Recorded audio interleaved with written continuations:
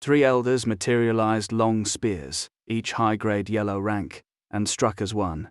Kalen's expression hardened. 2 6th level and 1 7th level Starfall transformation cultivators. He could not afford restraint.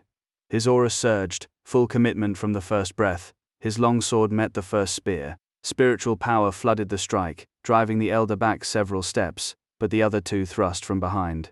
Kalen whirled, slashing left and right to deflect both. Before he could recover, the first elder lunged again, spear humming toward his back. 3 against 1 was unsustainable. Head on, he would be ground down. He leaped forward, threading between the 2 in front, dodging the rear thrust, but the elders anticipated the escape. They gave chase. Kalen's gaze sharpened. A backhand swing blocked 2 spears. The third elder vaulted from between his companions, thrusting with superior reach. No room to dodge. Kalen turned and blocked, straining. Then his eyes flashed. He slapped his storage bag, producing a Fulgora talisman, formed a hand seal, and hurled it point blank. It detonated instantly. The elders recoiled in shock. None expected such a thing. A single-use item packing a 5th-level cultivator's strike, worth over 10 spirit stones each. The blasts weren't lethal. At their level, they could simply endure. But in that moment of resistance, Kalen paused. A cold glint. He hurled his longsword with tremendous force, using the explosion's opening to drive it toward an elder's throat. None imagined such decisiveness. The talismans brought a perfect escape. He abandoned it to kill. The sword flashed. The targeted elder froze, shock etching his face. Too late, the blade pierced his throat. He died instantly. The other 2 cried out. As they turned, Kalen was already rushing in, right hand forming the Gloomvale Lockhaven sealwood, blasting it at 1. "Damn it," one shouted. "Little beast," the other cursed. Both elders thrust desperately at his vitals, but Kalen had closed the distance. A spear's advantage is range, up close. It's a liability. Yet these were Luminar elders. Their marksmanship was superb. Even panicked, both aimed killing blows, one at the abdomen, one at the chest. They knew the Gloomvale Lockhaven's power. The targeted elder grew frantic, needing to force a retreat or die. Both underestimated his resolve. Faced with 2 lethal thrusts, Kalen didn't retreat. He leaned forward. Both spears struck him but missed vital organs. He endured the pain without slowing. The elder's eyes widened as the sealwood slammed into his chest, tearing flesh inch by inch. Another fatal blow, 2 dead. The cost was horrific. 2 spears pierced his body, blood gushing. He'd avoided vitals, one through the abdomen, the other through the upper left chest, missing the lung. "You little beast, die," the surviving elder roared. 7th level cultivation, the strongest of the 3. 1-on-1, even Kalen might lose. And now he had 2 bloody holes through him. The enemy's spear was still embedded in him. With a sudden exertion, Kalen shifted it, wounds tearing wider, agony washing over him. He groaned, coughing blood. A lesser cultivator would have fainted, but his will held he would not fall while a breath remained. He had no weapon now. His longsword hung from the dead elder's neck. The leader yanked his spear, the one impaling Kalen's abdomen, lifting him and slamming him violently to the ground. Kalen crashed down, ribs shattering, half his body embedding in the earth. He coughed blood. "Die." The elder's eyes were bloodshot. He wrenched the spear free, preparing to pierce Kalen's heart. The boy was helpless. Then Kalen's gaze sharpened. The only weapon nearby was the spear still stuck in his own body. As the elder thrust, Kalen exploded upward with strength from nowhere, turning his back. The elder hesitated. Escape? He yanked his spear back to strike, but Kalen was closer now. He hadn't run. A silver beam shot from Kalen's left chest, piercing the elder. The clan elder froze, never imagining such ruthlessness, using his own body as bait, the embedded spear as weapon. It tore through Kalen's left chest with terrifying speed, striking the elder's own chest. The elder coughed blood. A suicidal gamble. "Damn it!" His lung was punctured, heart barely missed. Kalen coughed another mouthful. His injuries were far worse. Anyone else would be dead. The Luminar Patriarch screamed and wrenched the long spear from the ground. He would end this with one final thrust. The Luminar Elder had lived decades without knowing such defeat. In all his years he had never met anyone so ruthless. Who else would wield a spear buried in their own flesh as a weapon? A madman, utterly deranged. Yet madness changed nothing. Anarin would run him through with that same spear just as before. The weapon was already in his hand. Gritting his teeth against the pain, he prepared a killing thrust. Then Kalen formed a seal with his right hand, the Gloomvale Lockhaven. His back was turned. He showed no fear. "Damn it," Anarin roared, baffled by the boy's remaining strength. He raised his spear for the finish, but Kalen moved first. A primal roar tore from his throat, drawing on reserves he didn't know he possessed. At his limit, he wrenched his body around. The motion was sudden, violent. As he spun, the spear drove through both of them simultaneously, forcing the elder to twist as well. "What?" The man stared, shocked. Already gravely wounded, the impact worsened the lung injury and blood erupted from his mouth. His spear never struck. Agony nearly blacked him out. A thunderous crash followed as his body slammed into a massive tree behind him. Using the momentum, Kalen gritted his teeth and yanked backward, pressing himself flush against the elder. The Gloomvale Lockhaven seal on his right hand flared with faint golden light and drove into the old man's abdomen with a wet, muffled sound. Anarin never imagined dying like this. The strike carried far less power than before, but the abdomen's defenses were weak. A bloody hole punched through. "Damn it!" The words came as a dying whisper, unwilling. He wanted to retrieve his spear and kill the boy, but strength had fled. Anarin of the Luminar family, always high and mighty, falling to such a youth. Kalen couldn't lift a hand. A bloody hole pierced his abdomen, slowly weeping. The spear through his chest still connected them. The immense force had turned his left chest wound into a mangled mess. Aetheris exhausted, body overdrawn, he had used the Gloomvale Lockhaven twice and fought to death's door. He bit his tongue. Blood dripped. Pain kept consciousness from slipping, because unconsciousness meant death. Slowly, he closed his eyes. Divine sense plunged into the astral chart of Evernight. This time differed from before. Upon entry, he nearly lost footing and fell. No time to wonder why. He went straight to the spiritual herbs and medicines, swallowing them in desperate gulps. Hesitation meant death. Moments later, rain began to fall. The stench of blood drew wild beasts to watch. Kalen opened his eyes. He clenched his fist gently. Some strength returned. "I have to leave. The Luminar family will finish me if they arrive." A fierce glint burned in his eyes. He gripped the spear through his left chest with both hands and, inch by inch, dragged it free. First came the heavy thud of the dead elder hitting the ground behind him. Then the spear clattered down. Throughout, he made no sound, though the pain would break ordinary men. The spear gone, his wounds slowly congealed and stopped bleeding. The spiritual herbs from the astral chart had done their work. He breathed, movement returning with difficulty. He looked down, stuffed the three elders' storage bags and magical spears into his own, and vanished in a flash. The surrounding beasts watched him go. Then they turned to the three corpses and surged forward with hungry eyes. The battle had lasted less than half an hour, but its ferocity was anything but ordinary. For Kalen, facing one 7th-level Starfall transformation cultivator and two 6th-level cultivators head-on should have been hopeless. Yet he had carved a path to life. Just after he fled, as beasts fed, two dark figures emerged from the void. One tall, one short, both clad in black with masks concealing their faces. The taller figure clicked his tongue. Ruthless kid. Never seen such a vicious little bastard. Never imagined a backwater like Dragonspire Prefecture would produce someone like this. The other replied, a woman by the voice. If he survives to maturity, he'll be extraordinary. The man glanced at her and chuckled. Take him and train him properly. Waste to let such talent die out there. His vitality is astonishing. Near death moments ago, yet he woke, healed enough to escape.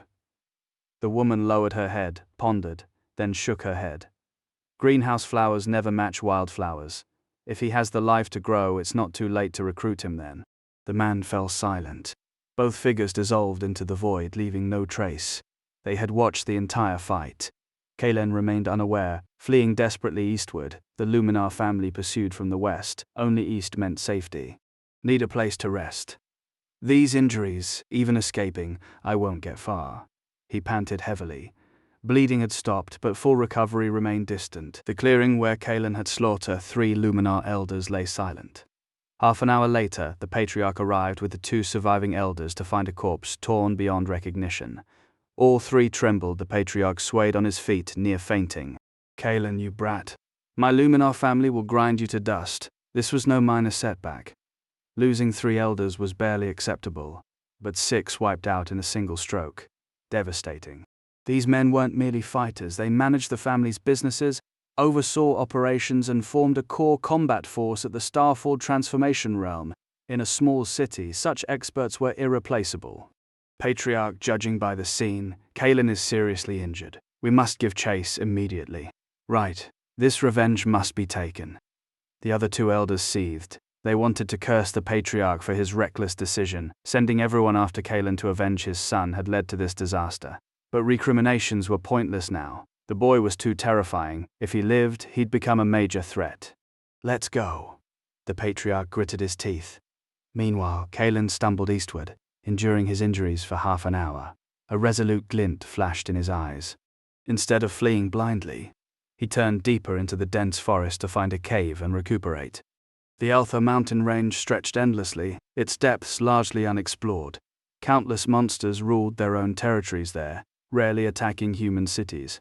Few beasts ventured near human-developed roads, but deep in the forest, every kind of monster lurked, growing stronger the further one went.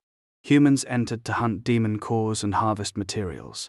Monsters saw humans as food. The 2 races had never coexisted peacefully. Entering the forest was a desperate gamble, one that might just save his life. Insects and birds chorused constantly. Venomous snakes teemed in the underbrush, yet the wild beasts sensed danger radiating from him and kept their distance. He ran 20 miles into the forest's edge, wounds no longer bleeding, though the scent of blood still clung to him, drawing attention. His gaze locked onto a stone cave at the foot of a high mountain. A powerful demon beast dwelled within. A roar erupted as a massive golden lion, 2 meters tall, 6 meters long, leaped out, issuing a challenge. It sensed his strength but refused to yield a single step. This kilometer was its territory, and defending it was instinct. Unbelievable. The strength of the Starfall transformation realm before even developing sentience. He was shocked. The lion's aura placed it at least at the 2nd level. The beast crouched, eyes fixed on him. It smelled his blood, and greed flashed in its gaze. Instinct told it his blood would be sweet. You beast. Though seriously injured, he could still handle a demon beast comparable to the 2nd level. His longsword hummed as he advanced several steps, launching a fierce assault. The lion lived up to its reputation. Exceptional reflexes. It sidestepped the blade and slammed its right paw toward his head. He estimated the force at 5,000 jin minimum. Monsters far surpassed humans in raw power and defense, and he couldn't afford a head-on clash. He dodged and thrust his sword at the lion's throat. The blade flashed, arriving in a blink while he closed the distance. The lion leaped aside, the sword grazing its flank and opening a bloody gash. But he was already there, fists driving into its abdomen in a rapid series of strikes. The lion screamed, spraying blood. He slapped his storage bag, and a long spear materialized, one looted from a Luminar elder. He leveled it half an inch above the lion's forehead, motionless, eyes cold. Despite reigning supreme here, the beast lacked true intelligence. Sensing death, it froze in terror. I came to recuperate, not kill. I'll borrow your cave for a few days. If you're willing, you can live. He didn't kill it outright. He'd invaded its home, and resistance was natural. Though the lion couldn't speak, it wasn't ordinary. It seemed to understand, nodding repeatedly, eyes full of fear. Seeing genuine submission and no hostility, he exhaled, stowed the spear, and returned his sword to its sheath. The golden lion sat obediently to the side, motionless as a kitten. I need the cave for a few days. You stay outside, no entering. It nodded vigorously, showing no displeasure, even wagging its tail. He was speechless. Where had that imposing aura gone? Kalen entered the cave and drew wood from his storage bag, striking a flame to push back the darkness. The bag, Vela provisioned, held food, water, and the full complement of daily necessities. He shed his tattered outer robes, applied ointment to the wound, and bound it with gauze. Spiritual herbs could knit flesh from within, but surface treatment still mattered, and flight had left no time for it. He changed into a clean white robe, ate, and drank. He had not yet reached the grain-abstaining stage. His body still demanded fuel. Color returned to his face as he finished. A massive stone slab lay against the far wall. He considered it. then heaved it across the entrance, sealing the cave. 1,000 pounds. Trivial for the Oromese lion outside, but the barrier wasn't meant to stop the beast. If the lion broke through, the noise would wake him. He needed to close his eyes and send his consciousness into the astral chart of Evernite. He could not gamble everything on a monster's obedience. Cross-legged, eyes shut, he entered the chart. Inside, he consumed healing elixirs in quantity. Dangerous as those battles were, the gains were immense. The thought brought a smile, the first in days. Sparring with masters, honing his edge in death's shadow, once healed, he would break through to the 6th level of the Starfall transformation realm, and do so effortlessly. Perhaps even reach its peak. Time thickened. His injuries closed. He prepared for the breakthrough. A day later, thunder cracked from within the cave. Every creature within half a mile scattered. The line at the entrance trembled, the stone door itself near shattered. When the sound faded, Kalen's cultivation had settled at the 6th level. He did not leave. Inside the chart, he continued swallowing elixirs, restoring spiritual energy, pushing higher. At the 6th level, he could cultivate the second martial skill of the Earth rank technique, Miravel transformations of Starfall transformation, the Ravanth Silthor Tarnis. Outside, the Luminar Patriarch led 2 elders eastward, a day and night of fruitless searching. They had alerted city gates along the route. Kalen had entered none. Where could that little beast have run? The Patriarch cursed. Badly wounded, he should have left a trail. Patriarch, one elder ventured. What if he didn't run? What if he's hiding nearby, healing in secret? Kalen would have recognized him instantly. The old man who had shadowed Cedric at the Aurelia Pavilion. The Patriarch's eyes sharpened. He didn't run, at 6th level at most, and injured, he couldn't hide from me. The Patriarch stood at great perfection of the Starfall transformation realm.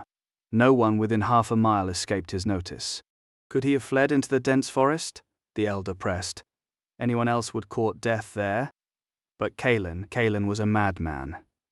The Patriarch stilled. That makes sense, back we go. He's likely holed up in the forest recuperating.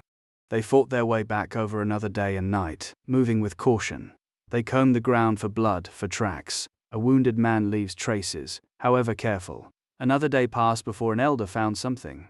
Master. Footprints. He entered the forest. The Patriarch and the other elder converged. Search inside. The bastard's close. By the time they pinpointed his location, 3.5 days had elapsed since Kalen vanished. Inside the cave, Kalen's eyes opened. Spiritual herbs had closed every wound. His aura had deepened, strengthened, mid-stage 6th level now, late stage within easy reach. He had mastered the Ravanth Silthor Tarnis, the second form of the Miravel transformations.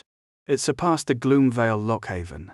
Spiritual energy condensed in the palm into a handblade, capable at his current level of delivering destructive force equal to great perfection. What happened to a target struck by it, he would learn when he used it. The cave interior was ruined. The entrance stones remained but cracked. The breakthrough noise again. Next time I'll find somewhere more secluded. The Vela Secretum room had suffered similarly, though less severely. He rose, shoved the stone slab aside, and strode out. The Luminar family, he murmured. A cold edge entered his gaze. You've chased me long enough, time to collect. The golden lion nearby froze, terror locking its muscles. It had seen that look before, and knew what came after. In the golden lion's eyes, the human boy was a devil, more terrifying than any monster. Hurry, look ahead. I sensed a Starfall transformation cultivator up there.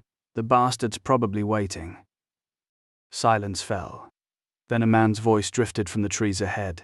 Kalen frowned. He didn't need to guess, the Luminars had arrived. Coming this fast? Rushing to be reincarnated? A ruthless glint flashed in his eyes. He stepped forward, then paused. The other side had the family head, a great perfection of the Starfall transformation realm, plus 2 elders. He was no match for them head-on.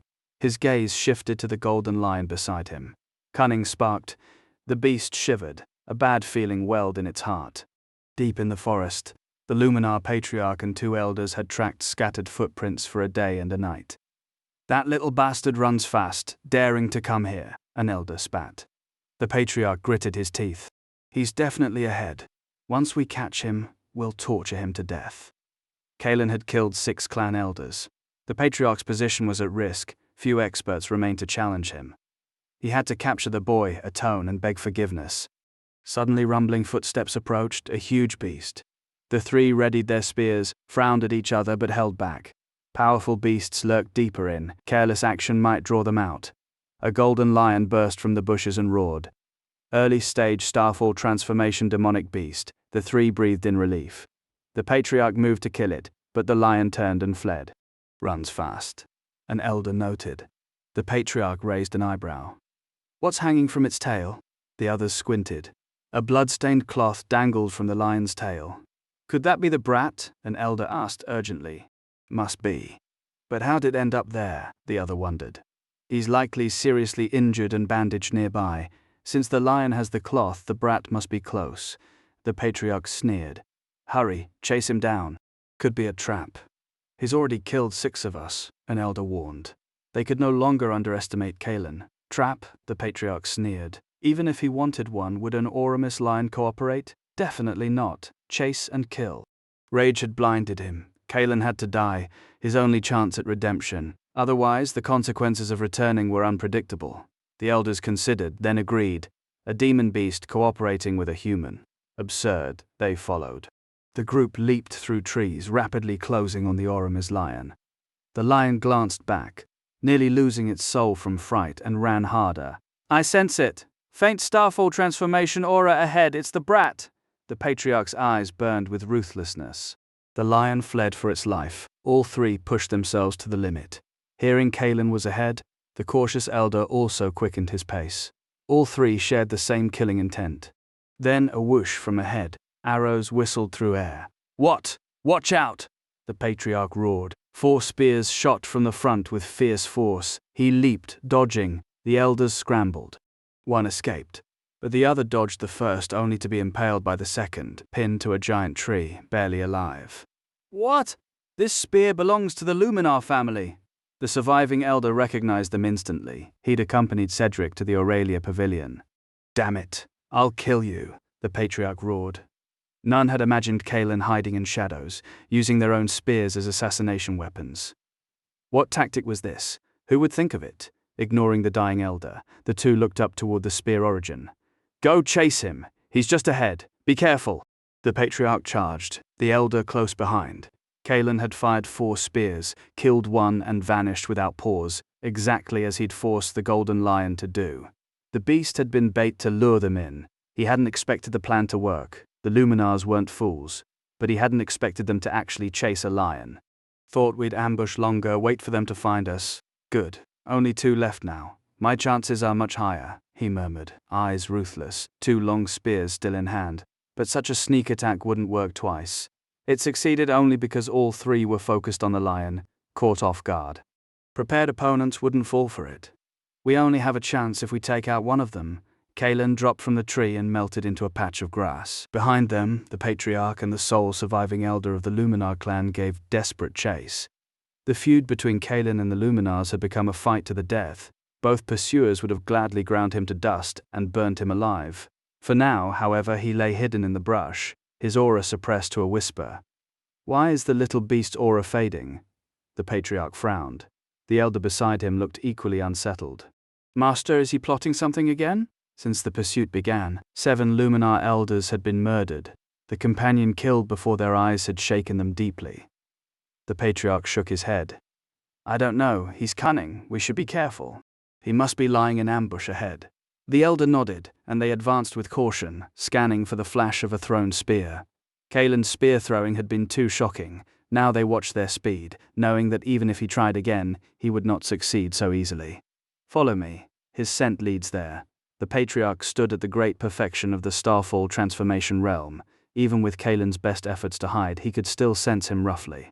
Have we been discovered? Kalen murmured, a ruthless glint flashing in his eyes. The 2 Luminars pressed forward, attention fixed ahead, weapons ready. The patriarch gripped the clan's Solare Hastael, a low-grade Ashen-level weapon. He had temporarily given Corvin the clan's magical artifacts during the previous Spirit Stone mine competition. The elder held a yellow-rank magic weapon, a long spear. Be careful, he's probably nearby. He should have only 6 spears left, now only 2. The patriarch instructed, and the elder behind him nodded. A whoosh split the air. No sooner had the words left his mouth than two long spears erupted from the bushes ahead with immense force. The pair were prepared. The patriarch's cultivation was profound. He leaped up and flashed away. The elder, equally alert, flicked his spear forward, blocking the sudden attack. He had just breathed a sigh of relief. Kalen had killed 6 elders and should possess only 6 spears total. This was the last one. Another whoosh cut the air. The patriarch shouted a warning. The elder started. Another silver light streaked toward them from the front. A Brindor magic weapon longsword.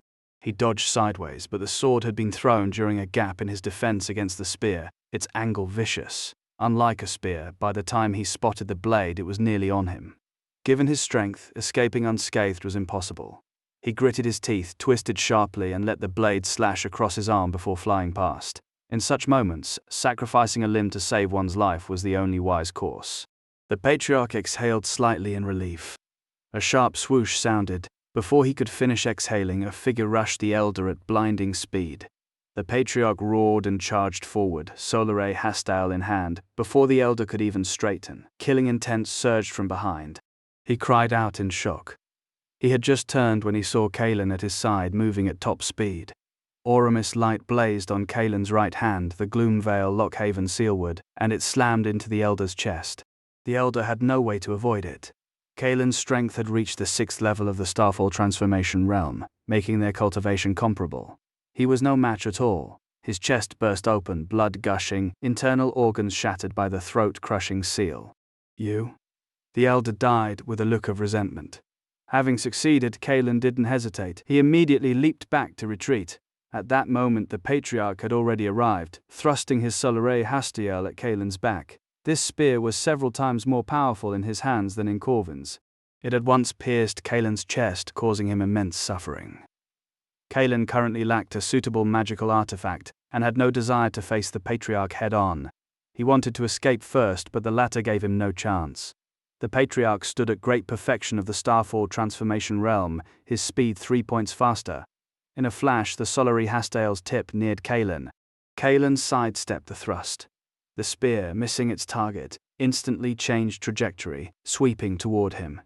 Kalen dodged repeatedly. Though unhurt, the gale force from the Solaire Hastiel still left many bloody marks on his body. A Brindor magic weapon was inherently terrifying. It simply hadn't unleashed its full potential in Corvin's hands. Now, in the patriarch's grip, its true terror was revealed. Kalen's white robe quickly became tattered and stained red with his own blood. The patriarch roared that the little beast deserved to die, his moves ruthless.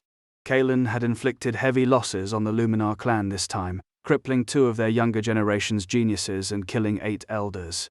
The patriarch wished he could eat his flesh and drink his blood to vent his hatred. Kalen retreated repeatedly, backing up to the very spot where the flying sword had been aimed.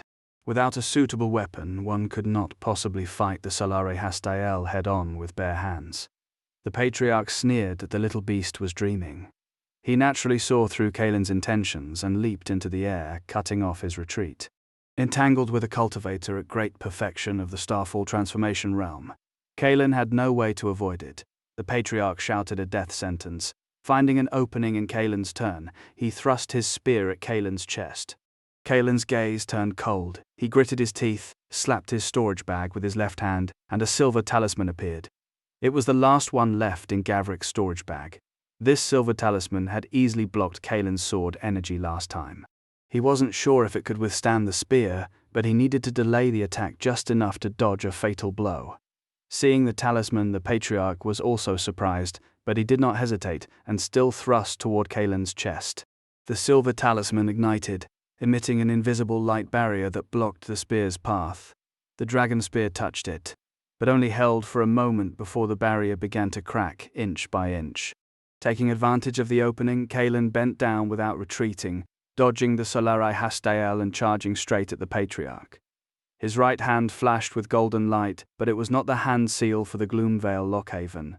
He unleashed the Raventh Silthor Tarnis. Kalen's hand blazed with golden light as he shaped his palm into a blade, and drove it toward the patriarch's chest. The Gloomvale Lockhaven was formidable, yet still inferior to the Raventh Silthor Tarnis. This chance to use the silver talisman would come only once. His opponent stood 4 minor realms above him. If he couldn't kill or cripple the man now, he would be the one in danger. The patriarch was deeply shaken. He had underestimated Kalen from the start. For all the boy's talent, he was merely a 5th-level Starfall transformation cultivator who hadn't fully matured. The elders' deaths he blamed on their own weakness and stupidity falling to a junior. He had believed a single strike would end this. The aura Kalen now radiated proved he had reached the 6th level. That surprised the patriarch, but not enough to concern him. The 6th level was nothing to a cultivator at great perfection. What truly stunned him was the silver talisman blocking his attack, and instead of fleeing, the boy charged. Auramis light flared from that palm, thick with killing intent.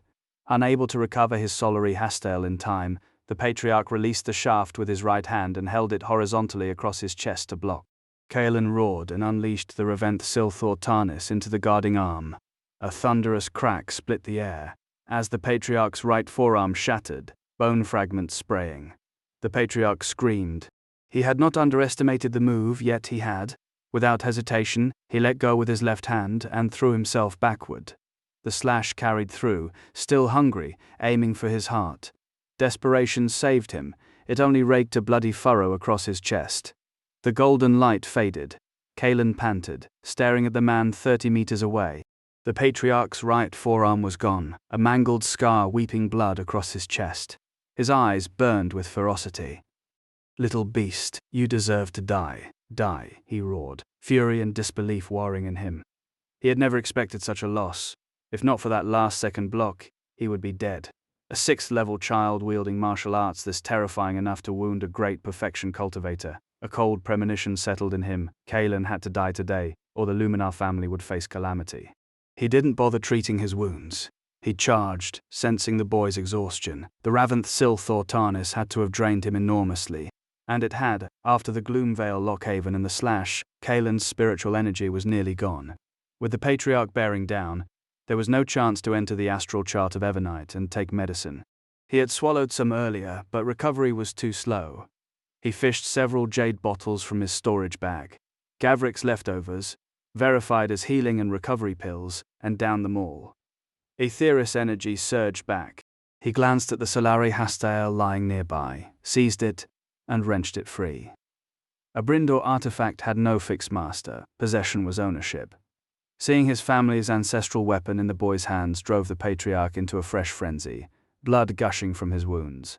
He cursed silently. One-armed, the patriarch still commanded his full cultivation, his spiritual energy largely intact. Kalen, by contrast, ran on fumes. He could barely defend with a spear, let alone unleash its power. The patriarch was resolved, they would perish together. The Luminar family had lost 8 elders. They could not afford to let this boy escape. Die. A left fist slammed into Kalen's chest. He staggered back, blood spraying from his mouth, but his grip on the Solare Hastael never loosened. Losing it meant death. Kalen cursed inwardly. His power had recovered somewhat, but the gap remained vast. All he could do was endure. The patriarch was worse off, no Tengara realm regeneration for severed limbs or ruined organs. If Kalen could just outlast him, the man would break first. Little beast. The patriarch charged again, his lone arm slashing the air. The missing limb crippled his combat ability. Blood loss sapped his strength and aura by the second. No time for pills, no time to breathe. He feared Kalen would flee. 8 dead elders. The boy could not be allowed to leave alive even at the cost of his own life. Kalen coughed blood. He had hit his limit. The disparity was crushing. Every blow churned his insides. Then in the distant brush, a golden shape moved. The Auramis lion. He had sent it as bait. It had lingered there, his bloodied rags still dangling from its tail. Under his gaze, the beast trembled. It understood he wanted it closer. But it dared not. The one-armed man across the way looked like death incarnate. Kalen was beaten, vomiting blood, yet his eyes locked on the lion. He spoke through ruined breath, voice vicious. "Come here, or I'll skin you alive and brew wine from your cock." The lion swallowed hard. No true intelligence sparked behind its eyes, yet it understood, and it instinctively refused to believe this boy could die. Gritting its teeth, it charged. The patriarch started. He had noticed the beast but dismissed it. A 2nd-level Starfall transformation demon, nothing to fear. Then the lion reached Kalen and the boy vaulted onto its back, spear in hand. "Run." The lion obeyed. Its 6-meter frame swayed beneath them, larger than any warhorse. Kaelin's spiritual energy was insufficient to fully wield a brindle weapon, but mounted, everything changed. The golden lion seethed inwardly, yet it obeyed. It knew with absolute certainty that Kaelin would drive the Solare Hastile through its heart without hesitation. The situation had inverted in a heartbeat. Moments earlier, the Luminar Patriarch held the advantage. Grievously wounded though he was, his strength still sufficed to crush a spiritually drained Kaelin had he pressed it. Instead, Kaelin mounted the beast and rode it like a warhorse, conserving his dwindling reserves while fixing every fiber of his will on a single thrust. The Patriarch cursed the young beast, his distress deepening. When the distance closed, the spear flashed, piercing his left chest. As he gathered himself to counter, the lion bolted at the first whisper of danger, needing no command. Terror lent it a speed the dying man could never match. Round after round of exhaustion forced the Patriarch to one knee. He fumbled a pill from his storage bag, life slipping away without it. He would not last the hour. Kaelin would not allow it.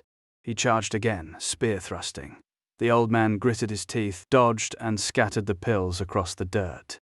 Now anger, resentment, and despair warred in his eyes. He had never imagined a great perfection cultivator of the Starfall transformation realm would be worn down and killed by a 6th-level youth. Another half-hour bled away. The Patriarch had lost too much blood to stand.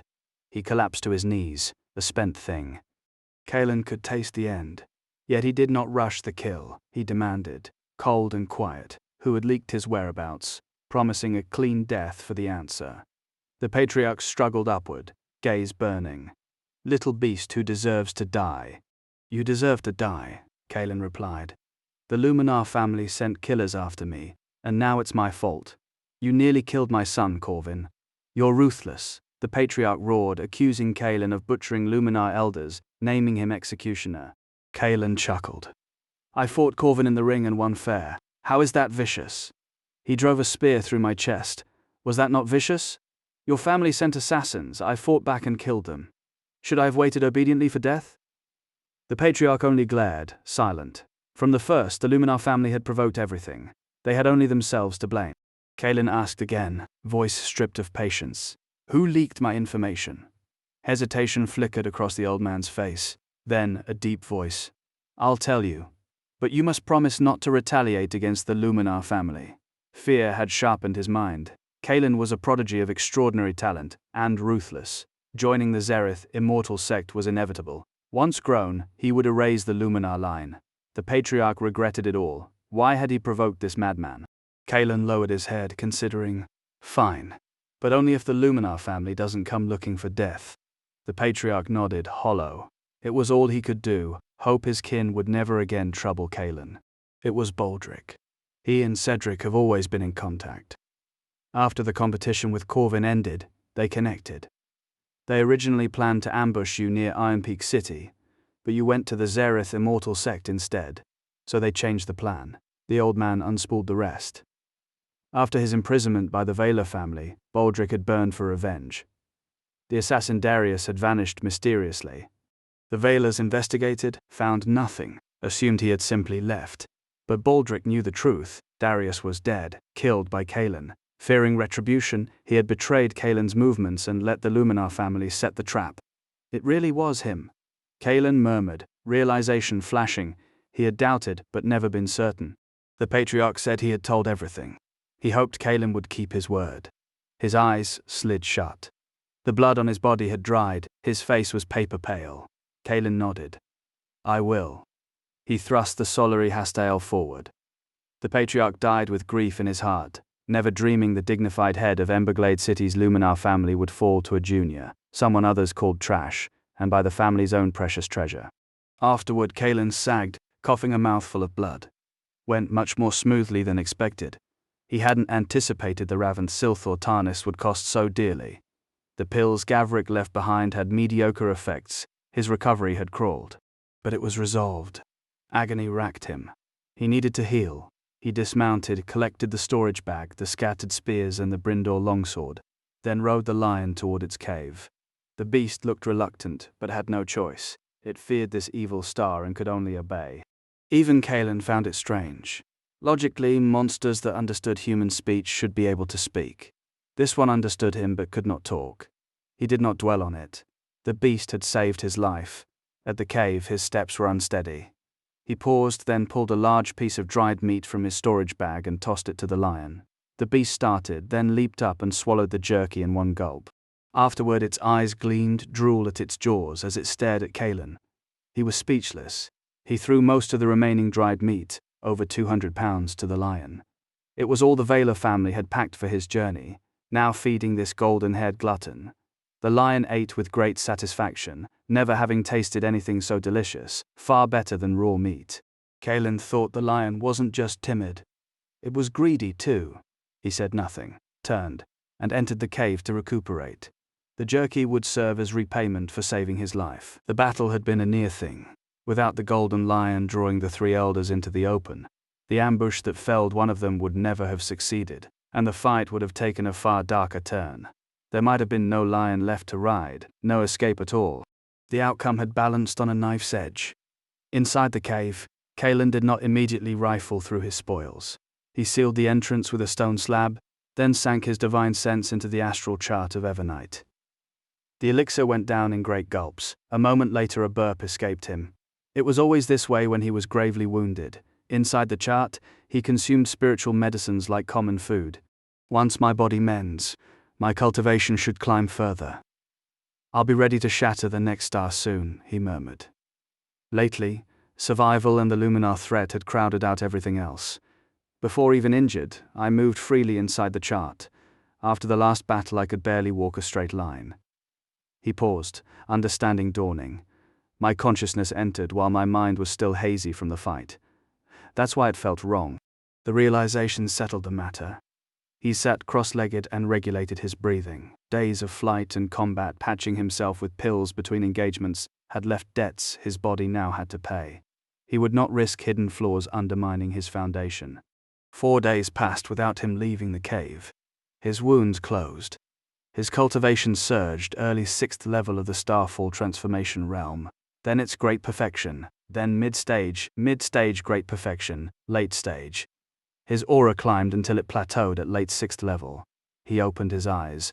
No need to rush, steady steps matter most. He had touched the threshold of a breakthrough and deliberately stepped back. The body Orindal realm built physical strength. The transformation realm taught a cultivator to shape energy into spiritual power, the gateway to the Seraphis realm.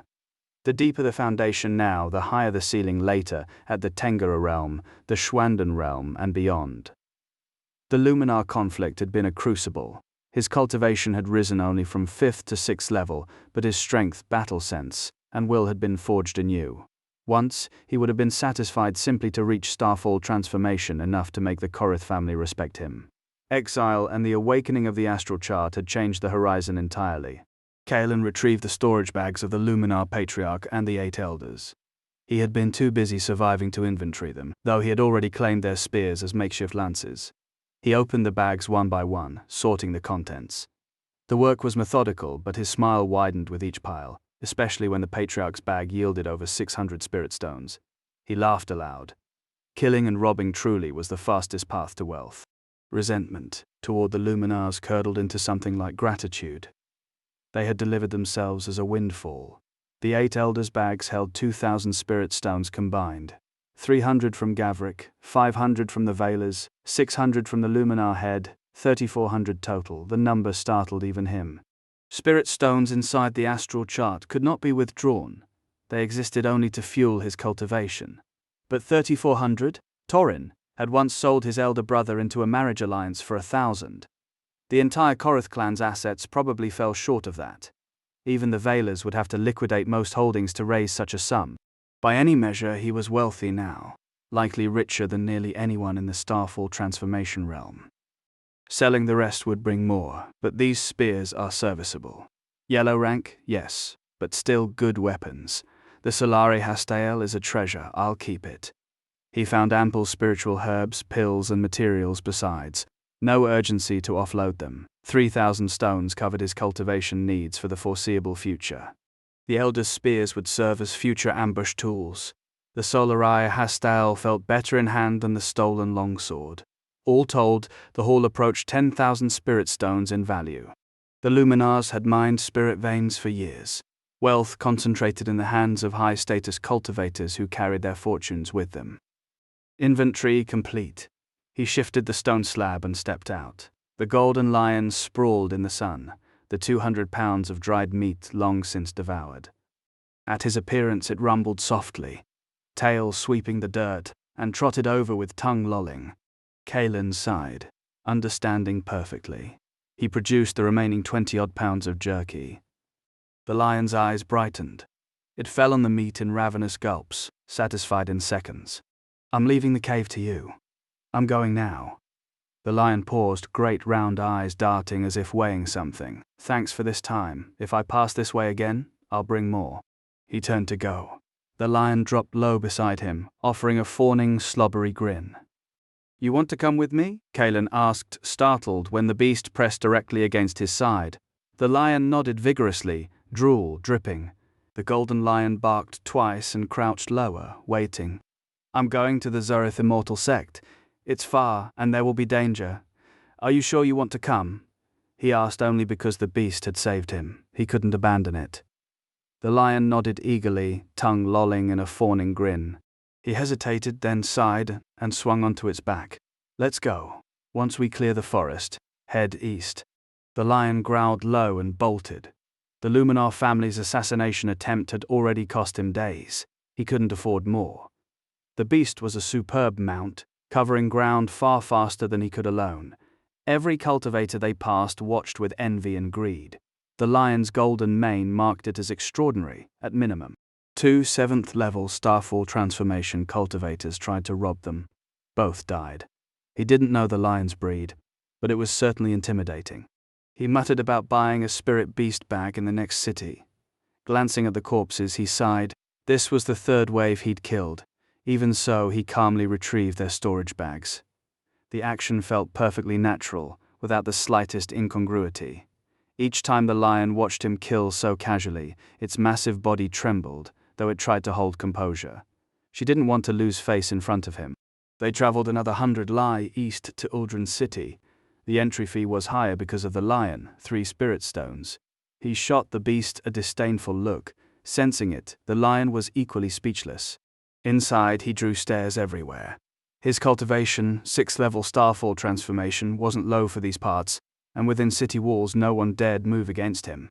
Asking around, he found the Aurelia Pavilion. He wasn't sure where to shop reliably in other cities, but Aurelia's reputation was guaranteed anywhere in Dragonspire Prefecture. Amidst envious gazes, he led the lion to the Uldren branch. "Wait at the door. Don't wander off." He entered. Like the Iron Peak City branch, it had 4 levels: Heaven, Earth, Black, and Yellow. He wondered if Valerius managed this one too. He wasn't here for treasures, just a spirit beast bag. He went straight to the counter. Even the most ordinary bag cost 50 spirit stones. His heart skipped. Though he was now a big spender, he couldn't adjust his mindset that quickly. Durnith bags cost only a few stones, but spirit beast bags required internal living space and were dozens of times more complex to craft. Suppressing the heartache, he handed over 50 stones and left under watchful eyes. He had over 3,000 stones. The expense was negligible. The thought improved his mood considerably. He'd almost forgotten his recent windfall. The Luminar family were truly good people. At the entrance, a chubby boy circled the lion, marveling. "Magnificent spirit beast, so imposing, so enormous, excellent, excellent." The boy looked 20-ish, slick-faced, but a head shorter than him. His clothes screamed wealth. The lion felt extremely uncomfortable under that gaze, but the boy was 5th-level Starfall transformation, stronger than the beast, so it only let out a low howl. When he emerged, the lion growled and looked at him with a wronged expression. He was speechless. The lion wasn't very strong, but its appearance was certainly eye-catching. The boy followed the beast's gaze and saw him approaching with a helpless look. "Sir, is this lion yours?" The boy laughed, fat jiggling. He ignored it, walked up, and stuffed the lion into his new spirit beast pouch. Seeing himself ignored, the boy hurriedly called out, 200 spirit stones. "Sell me the spirit beast?" He glanced back, didn't answer, and kept walking. 300 then, not for sale." His cold voice came from ahead, and he left without turning. The boy trotted after him, Big brother, don't go. The price is negotiable. Please, sell it to me. My name's Kaldor. I'm heading to the Zareth Immortal Sect to become an apprentice. Brother, could you do me a favor and sell me a place? Brother, you've an exceptional appearance. May I ask your name? He remained silent. He bought dried meat and other food from street shops, then found an inn to rest. Kaldor followed the whole way from the market to the inn, chattering non-stop. He saw Seraphina's shadow in this boy. They were so alike. He suppressed the urge to act several times. To his surprise, the boy also planned to become an apprentice at the Zareth Immortal Sect. Early the next morning after washing up, he was about to depart when he stepped out of the inn and saw Kaldor waiting. Big brother! The boy greeted him with a chubby grin. He stayed silent. Ignoring him, he turned and left, unconsciously quickening his pace. Outside the city gates, he released the lion without a word and galloped east. But Kaldor didn't give up. He released a horse-headed spirit beast from his own pouch, no slower than the lion. Big brother, wait for me. Kaldor showed no embarrassment whatsoever. He rode hard on his horse-headed mount, keeping pace with Kaelin's golden lion, chattering away the entire distance. Kaelin found himself speechless. The boy's obvious wealth sparked a fleeting temptation to rob him, but the thought vanished as quickly as it came. No grudge existed between them, and the act would have been beneath him. They had covered half the distance to the Zareth Immortal Sect. A few more days at this pace would see them within its territory. Previously, Kaelin had traveled under his own power, modulating his speed to conserve energy despite his capacity for explosive bursts. The lion had collapsed the timeline considerably. Kaldor maintained a distance of less than 10 meters. Suddenly Kaelin frowned, patted his mount, and brought the beast to a halt. The chubby boy reined in behind him, breathless. Big brother, what's wrong? Kaelin ignored the question, his gaze fixed on the tree line behind them, voice cold. Come out. Aren't you tired of following me all this way? 4 figures materialized, blocking the path. Their expressions were feral, fixed on the pair. The burly leader chuckled. Not bad, kid. Sharp eyes. His aura marked him at the 7th level of Starfall transformation. The other 3 radiated the 6th. Brother, let's kill this one too, one suggested, eyeing the lion. The mount looks valuable, the leader sneered. This didn't concern you originally. We only wanted the fat one. But since you've seen us, we'll send you both on your way. Keep each other company in the afterlife. They drew artifacts, encircling the pair. Kaldor stepped back. Did my stepmother send you? Heh. Not too stupid. Kaelin glanced between the boy and the assassins, then sighed. You're sure you won't let me go? Stop talking nonsense and die. The first attacker moved, a 6th level cultivator, sword aimed for Kaelin's throat. His movements bore the economy of professionals who had killed often, not the strongest among peers, but ruthless and vicious. The blade stopped an inch from flesh. Kaelin vanished. The attacker's eyes narrowed. He hadn't tracked the movement, then froze. Kaelin's boot drove into his stomach. No dodge possible. The man flew backward dozens of meters, vomiting blood. 4th brother. Damn it, brothers, together. The remaining 3 surged forward, weapons raised. The 7th level leader reached Kaelin first. Kaelin tapped his storage bag. The Solare Hastael materialized in his grip. 3 against 1. Similar cultivation levels, vastly different caliber.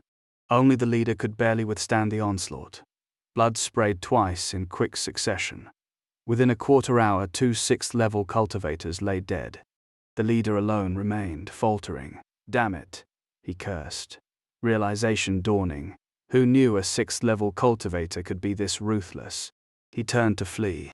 The spear did not spare him. He collapsed into the growing pool of blood. Kaelin hurled the Solare Hastael like a javelin at the first man he'd kicked. Still crawling, still alive. The spear pierced him clean through, 4 dead, none survived. Kaldor stood dumbstruck. He had accepted death, his mind racing through survival scenarios. He never imagined this youth, same cultivation level, would slaughter 3 6th level and 1 7th level cultivators in the span of heartbeats. The golden lion remained impassive. It had witnessed similar slaughter along the road already. Kaelin collected storage bags, then turned to the boy. You knew you were in danger, that's why you clung to me, isn't it? To shift the threat or something else? The boy had been strange from the start, relentless pursuit, endless chatter. But now Kaelin saw calculation beneath the harmless facade. Kaldor coughed, face trembling. Brother, since you figured it out, I'll tell the truth. He was the eldest son of a family far more powerful than the Valers. His father, an Ashen Dan realm cultivator, had remarried after his mother's death over a decade past. The new wife bore a son, and affection shifted entirely to the younger brother. The stepmother orchestrated every manner of difficulty, seeking his removal. Assassination within the clan was inconvenient. The journey to the sect provided the perfect cover. Kaldor had evaded an earlier attempt, the attacker only 5th level. They fled to Aldrin's city. At the gate he spotted Kaelin's extraordinary mount and foreign attire, deduced his destination, and manufactured a reason to attach himself. "Brother, I didn't know they'd send experts of this caliber. I only wanted you nearby to make them wary." His face flushed. "I truly didn't mean to drag you into this." It was true. The previous assassin had been 5th level. Who could anticipate 3 6th level and a 7th? Without Kaelin's strength, they would both be dead. Something in the boy's story resonated. Kaelin studied him a moment, then said, "Since we're headed the same way, why not travel together?" Kaldor beamed, thumbs up. "Big brother, you're a good man." Kaelin sighed, launching into a lecture about how he needn't fear anyone below the 7th level of Starfall transformation. "Big brother, what's your name?" "Kaelin." "Great name, you're so handsome, must have charmed countless women." Kaelin said nothing. He drew Solarai Hastael, mounted his Orimus lion, and rode east. Kaldor trailed behind, showering him with flattery until a flat threat to shut up finally quieted him. The Zereth immortal sect's influence radiated hundreds of miles from its center. 3 days' travel brought them to Kaldras city. "Brother, Kaldras is Zereth territory now. Once inside, you're under their jurisdiction." Kaelin nodded at the towering walls. "Come on, let me buy you a meal. Thanks for looking after me." Over the journey, they'd grown close. Their backgrounds mirrored each other, except Kaldor's family life had been kinder. Inside the city, Kaelin froze. Most cities had cultivators on demonic beasts. Kaldras made them look sparse. Mounts of quality and speed were ruinously expensive, yet the streets teemed with them. Worse, cultivators flew overhead. Seraphis realm at minimum. "This sect is extraordinary," Kaelin muttered. "Just the first outer city and already this scale. What's the real thing like?" Kaldor laughed. "Top sect in Marshallon Empyrean state. Real influence. And I've heard," he leaned close, voice dropping, "Marshallon Empyrean prefecture is actually run by a handful of major sects. The dynasty is a puppet." Kaelin's expression sharpened. "How do you know?" "Overheard my father and his friends, might be rumor." Kaelin nodded. If true, Dragonspire prefecture was far more tangled than he'd imagined. Recent arrivals packed the city, candidates for the outer disciple selection. Guards barely glanced at identities before waving them through. They found a restaurant with prices multiples of anywhere else. Even Kaldor winced at vegetable costs. The food was excellent though, rich with rare spirit beast meat that aided cultivation. After eating, they rode the final 100 miles, reaching the outer gate before dusk. It soared over 100 feet, piercing clouds, an array obscuring the interior. The 3 characters Zareth immortal sect carried a sense of transcendence, yet only a dozen blue-robed disciples stood guard. Cultivation around 7th level Starfall transformation. "Are you here for this year's outer disciple selection?" one asked. Kaldor nodded rapidly, cupping hands. "Yes, very polite of you. I'm Kaldor, he's Kaelin. Follow me." Brief registration at the entrance, then the disciple led them through the gate. Kaelin felt a curtain of light pass over him, inside and outside 2 different worlds. Divine senses swept his body head to toe, several times in a few breaths. Beyond the barrier, both gasped. Outside, a blurry forest. Inside, marble floors, buildings taller and grander than any outside, blue-robed disciples moving purposefully. "Surprised everyone is? First time I was." The disciple smiled.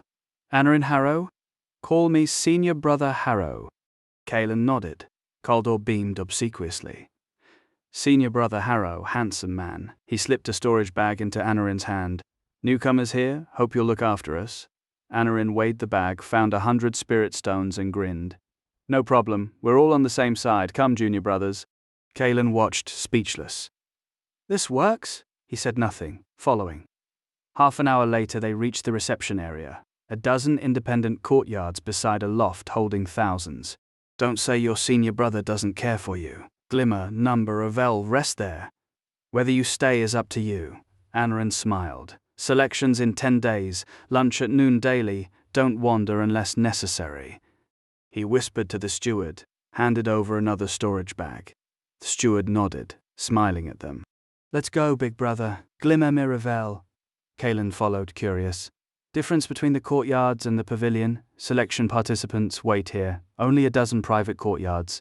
Everyone else crams into the pavilion. Dirty, chaotic. Thousands sharing thin spiritual energy. Incomparable. Kalen understood. Denser spiritual energy meant better cultivation, but a crowd divided the cake. Common sense. Only a dozen rooms here, Kaldor added. Rest squeeze into the attic. But what did he mean, whether you can hold on? These courtyards are for elites in the selection. Defending them depends on your strength and background. Kalen glanced at the chubby boy, a flicker of admiration. Well prepared. Kaldor knew everything. The 9th courtyard was incongruously spare. 20 square meters of packed earth, a 30 square meter room furnished with 2 wooden beds, a table and a handful of stools. Kalen took it in with a flat look, then turned to Kaldor. How many spirit stones did you just give? 100? Kaldor's smile evaporated. He sighed, the sound heavy in the cramped space. Kalen clapped a hand on his shoulder and dropped onto one of the beds. He had been moving without pause for weeks. Even at inns, sleep had been a luxury snatched between travel and vigilance. Here at least the spiritual energy was thick, nowhere near the rush of absorbing spirit stones inside the astral chart of Evernight, but steady, workable. He had not entered the chart in days. The Zareth Immortal sect crawled with experts, and he had no desire to draw attention. Besides, he was in no hurry to break through. His cultivation sat at the late 6th level of Starfall transformation, but each time he brushed the threshold of perfection, he forced the energy back down, compressing it, layer upon layer. The method was common knowledge. Every cultivator knew that compression multiplied strength. Few practiced it. Breakthroughs were hard won, and the temptation to advance was nearly impossible to resist. Only the exceptionally talented could afford such patience. An ordinary person attempting it would be called a fool. Kalen had been at the body ordinal realm 3 months ago. While he cultivated, Kaldor worked the crowd. In 3 days he had charmed half the aspirants, trading gossip and favors with the easy grace of a man who had never met a stranger. The selection pool had swelled to nearly 1,000, with more arriving daily. The 100 spirit stones Kaldor had slipped to Elwyn, nearly his last, had bought them a courtyard that now looked like a bargain compared to the attic cubicles the latecomers were fighting over. 2 more days passed. Kalen was midway through his evening meditation when the gate banged shut. Kaldor appeared, beaming, a spirit fruit dripping juice onto his fingers. Brother, you work too hard. I've never seen you stop. He took a bite. If I cultivated like you, I'd probably be just as strong. Kalen opened one eye. Who gave you that confidence? Kaldor swallowed, offended. Big brother, do you really underestimate me? I'm 20, already at the 5th level of Starfall transformation, and I haven't even cultivated seriously all these years. Kalen nodded, solemn. I'm 19 this year, Kaldor stared. A year younger. My cultivation is late 6th level Starfall transformation. The chubby boy's jaw worked. You're not kidding, are you? Body ordinal to 6th level Starfall in 3 months, even if you were at great perfection of body ordinal, that's impossible? Indeed, Kalen said, stroking his chin. I wasn't at great perfection 3 months ago. Kaldor exhaled, shoulders dropping, a joke. Thank the heavens. Kalen watched the relief wash over him and decided against mentioning he had only reached the 2nd level of body ordinal 3 months ago. It would shatter the boy's self-regard and he wouldn't believe it anyway. Heavy knuckles rapped the courtyard gate. Kaldor started, wiped his hands and hurried over. Aside from the noon food deliveries, no one had knocked at any other hour. 5 young men stood on the threshold. The one in the center wore silk brocade. The 4 flanking him deferred with the easy arrogance of retainers. We're from the Scorned family of Valith City, the lead retainer announced. This is our 3rd young master, Marek Sorn. Marek didn't so much as glance at Kaldor. Our 3rd young master has taken a liking to your courtyard. Consider it a friendly gesture. Let him live here. After you join the Zareth Immortal sect, you can invoke his name if you encounter trouble. Valith City was a powerhouse in Dragonspire Prefecture. The Sorn clan, one of its pillars. Kaldor's face darkened. He could swallow a great deal for the sake of harmony, but not this, not when the courtyard had been bought with gratitude, with the memory of Kalen pulling him from certain death on the road. I'm sorry, everyone. Kaldor said, forcing a smile and cupping his fists. This courtyard is where I live with a friend. He's in seclusion at the moment. Please look elsewhere. My apologies in advance. Marek's frown deepened. His companion's expressions hardened. One stepped forward, voice sharp. Boy, you're courting death. It's your good fortune our third young master likes this villa, yet you dare be ungrateful. I don't care about seclusion. We've taken a liking to this courtyard. Don't force us to make a move. Kaldor's hand drifted toward his waist. A voice drifted from the shadows behind him, calm and cold. If you want to die, then you can try it. Kalen heard the commotion before he saw it. The visitors had come for trouble, and when he saw Kaldor being bullied, he stepped outside without hesitation. His words cut sharp and arrogant, and the faces of the Scorned family darkened, Marek's included. Hey kid, who are you? How dare you talk to us like that? A young man shouted. Damn it, I'll kill you today, another cursed. Kid, I think you're tired of living, a third sneered. Several tried to force the door open. Marek didn't stop them. You can't come in. Kaldor still blocked the doorway, well aware of Kalen's strength. But he was new to the area, and these were Scorns from Valith City. He didn't want to escalate. You fatso, get out of here. 4 young men rushed forward, 3 at the 6th level of Starfall transformation, 1 at the 5th. Kaldor, only 5th level himself, took a kick to the chest. He staggered back 5 or 6 steps, blood spilling from his mouth, face gone pale. At the shout, Kalen's eyes turned cold. His aura erupted. 6th level Starfall transformation. Behind him, Marek's eyes flickered with surprise. The Zareth Immortal Sect's outer disciple selection weighed 3 criteria: age, cultivation level, and combat strength. The younger, the higher the cultivation, the stronger the fighter, the better the evaluation. The youth before him was barely 20, yet already at the 6th level. His talent was extraordinary. Still, Marek was only slightly surprised. Kalen was merely 6th level. Marek himself stood at the 7th. Besides, everyone participating in the selection was a regional genius. The 4 rushed into the courtyard and instantly found themselves surrounded. Go to hell! One struck first, fist force howling. Kalen didn't move until the man was nearly on top of him, then tilted his body slightly and dodged cleanly. The attacker froze, stunned by the agility. Before he could process it, a tremendous force slammed into his abdomen. He flew backward, coughing up blood. Someone gasped. The sudden reversal startled everyone. One move, a 6th level cultivator defeated in a single exchange. Even Marek was shaken. The strike was swift, decisive, without wasted motion, and ruthless. Damn it, attack together. The remaining 3 exchanged a glance and lunged as one. They could see Kalen was no pushover. 2 at the 6th level, 1 at the 5th combined. They'd overwhelm most at the same realm. But Kalen's expression didn't change. The trio closed in with lightning speed. None drew magical artifacts. This was the Zareth Immortal Sect, and escalation would bring sect punishment. Marek sneered. Kid, you've offended the Scorned family. I wonder how many lives you have to spare. Kalen's opening move had been impressive, but the first attacker had been careless. Kalen was only at the 6th level. Facing multiple opponents at the same level, Marek didn't believe he stood a chance. Yet his expression grew grimmer by the second. 3 scoffs later, Kalen moved. He beat all of Marek's servants until they coughed blood and collapsed, while he himself remained completely unharmed. Useless. A bunch of useless trash.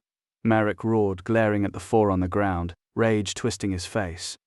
These were young geniuses carefully selected by the Scorned family, sent specifically to serve as attendants within the Zareth Immortal Sect, a common practice among great clans. He never expected the so-called elites to fall so easily, crushed by a mere 6th level cultivator.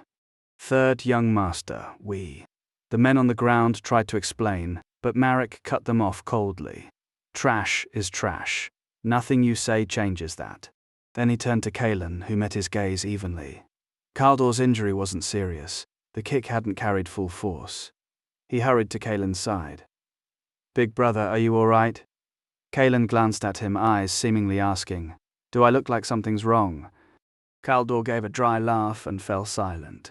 The commotion drew a crowd, fellow participants in the outer disciple selection. A fight in Glimmer Miravel. Brutal. That's Marek, the 3rd young master of Valith City. And those on the ground, they're all Scorned family. Recognition sparked shock. More people gathered, scrambling to the courtyard entrance until it was packed. Marek's face darkened further. He felt their gazes like mockery. They were mocking him, watching him make a fool of himself. Kid, you've got some skill. I'll give you a chance. Follow me from now on and I'll let this slide. Otherwise I'll break your legs myself. Marek's voice was cold. He still couldn't accept losing. In his view, a minor realm gap meant Kalen couldn't possibly win, even among 7th level cultivators. His strength was top tier. Kalen looked at him like an idiot. If you want to join them on the ground, stop talking and come get me. An uproar rippled through the crowd. So bold. The Sorn family of Vailith City was right there, and he dared talk back like that. Curiosity about Kalen's identity surged. Several female cultivators looked at him with admiration. This was what a man should be. You little brat, you're asking for it. Marek exploded. He hadn't expected such ingratitude. His aura surged, 7th level starfall transformation pressure trembling the ground beneath them. The aura rolling off Marek hit the late 7th level of the starfall transformation realm.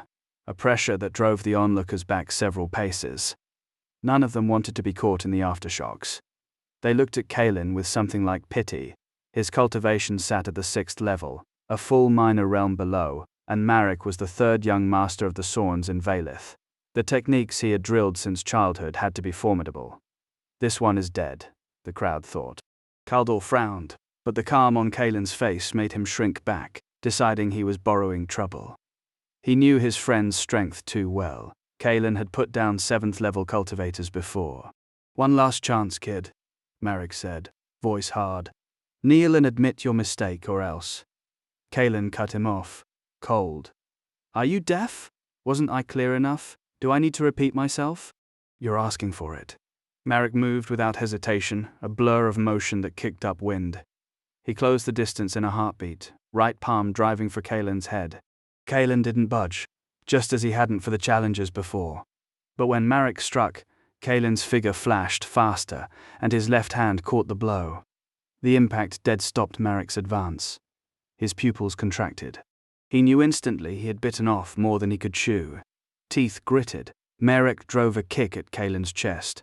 High, ruthless. A cold glint entered Kalen's eyes as he stepped back, dodging. Marek didn't retreat. He flowed forward, palm shifting to a blade edge slashing for Kalen's throat. Every strike aimed for a vital point. Then Kalen's aura surged, still 6th level, but the pressure he radiated now stood 3 points above Marek's. What level is this kid? Isn't he 6th? How is his aura more terrifying than Marek's? Who is this young man living with Kaldor? Murmurs rippled through the crowd, reaching even Kaldor's newer acquaintances. Marek felt the same shock. Lower cultivation, stronger presence, it meant only one thing. The other man was stronger. Go to hell, Marek roared. He's weaker. How can I accept that? His strike stopped 3 inches from Kalen's neck. Contact would maim, maybe kill.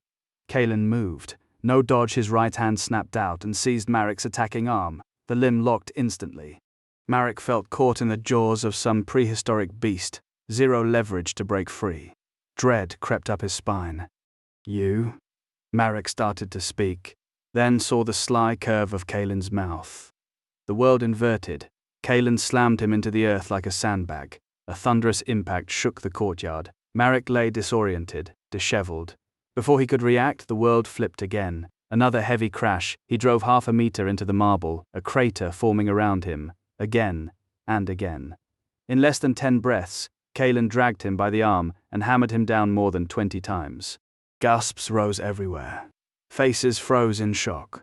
No one had ever seen a living person thrown into the ground like a rag doll, especially not a 7th level cultivator subdued so easily by a 6th. Was Marek weak? The 3rd young master of the Vailith Sorns at 7th level? Strange if he were. This only proved Kalen was too strong. I've really learnt something today. This guy is ruthless.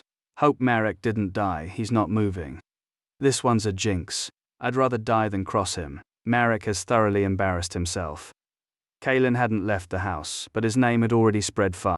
Marek's 4 followers stood dumbstruck, their young master tossed around like a punching bag. Zero resistance, a disgrace.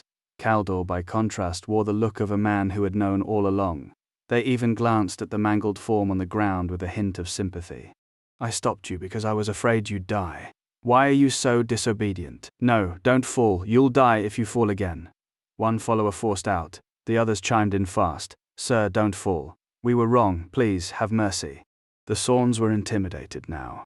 No choice but to back down, the other side was too ruthless, practically a demon. No mercy shown, they were genuinely afraid Marek would fall to his death. Kalen merely glanced at them, cold, and kept smashing his toy. No intention of listening. A 7th-level Starfall cultivator isn't so easily killed by a fall. Amid the stunned silence, Kaldor spoke. "Brother, forget it. Spare him. This is the Zareth Immortal Sect. Don't kill anyone," measured words. Even begging mercy, he didn't forget to cultivate a positive image for Kalen. The onlookers were even more shaken. Kalen really dared to kill? Kalen glanced at Kaldor, nodded, and casually tossed Marek away, one final heavy impact. Marek crashed unconscious, ribs shattered throughout. "Out in 3 breaths," Kalen said cold. His gaze swept the crowd gathered at the courtyard entrance. They trembled under it. He said nothing more, turned, and walked into the hut. The crowd exhaled as one and parted consciously, clearing a path for the 4 followers, dragging Marek away. "Gentlemen, my courtyard's a bit messy, so I won't invite you in for a drink." Kaldor clasped his hands in a fist salute to the doorway, beaming. They understood, returned the greeting politely, and vanished in a blink. The courtyard dispute had ended. Kalen had defeated Marek with contemptuous ease, and every young witness had already branded him a jinx, ruthless beyond reason. Kaldor shut the gate, surveyed the ruin, and sighed. There was no expecting Kalen to clear the wreckage. That burden, as always, would fall to him. Above the courtyard, 2 figures hovered unseen. The white-haired elder clicked his tongue. "The boy holds nothing back. He goes for the kill every time." The middle-aged man beside him wore a dignified calm. "Ruthless, yes, but his strength is genuine. To defeat a 7th-level Starfall transformation cultivator, while at the 6th, he possesses at least 8th-level combat power. A promising talent.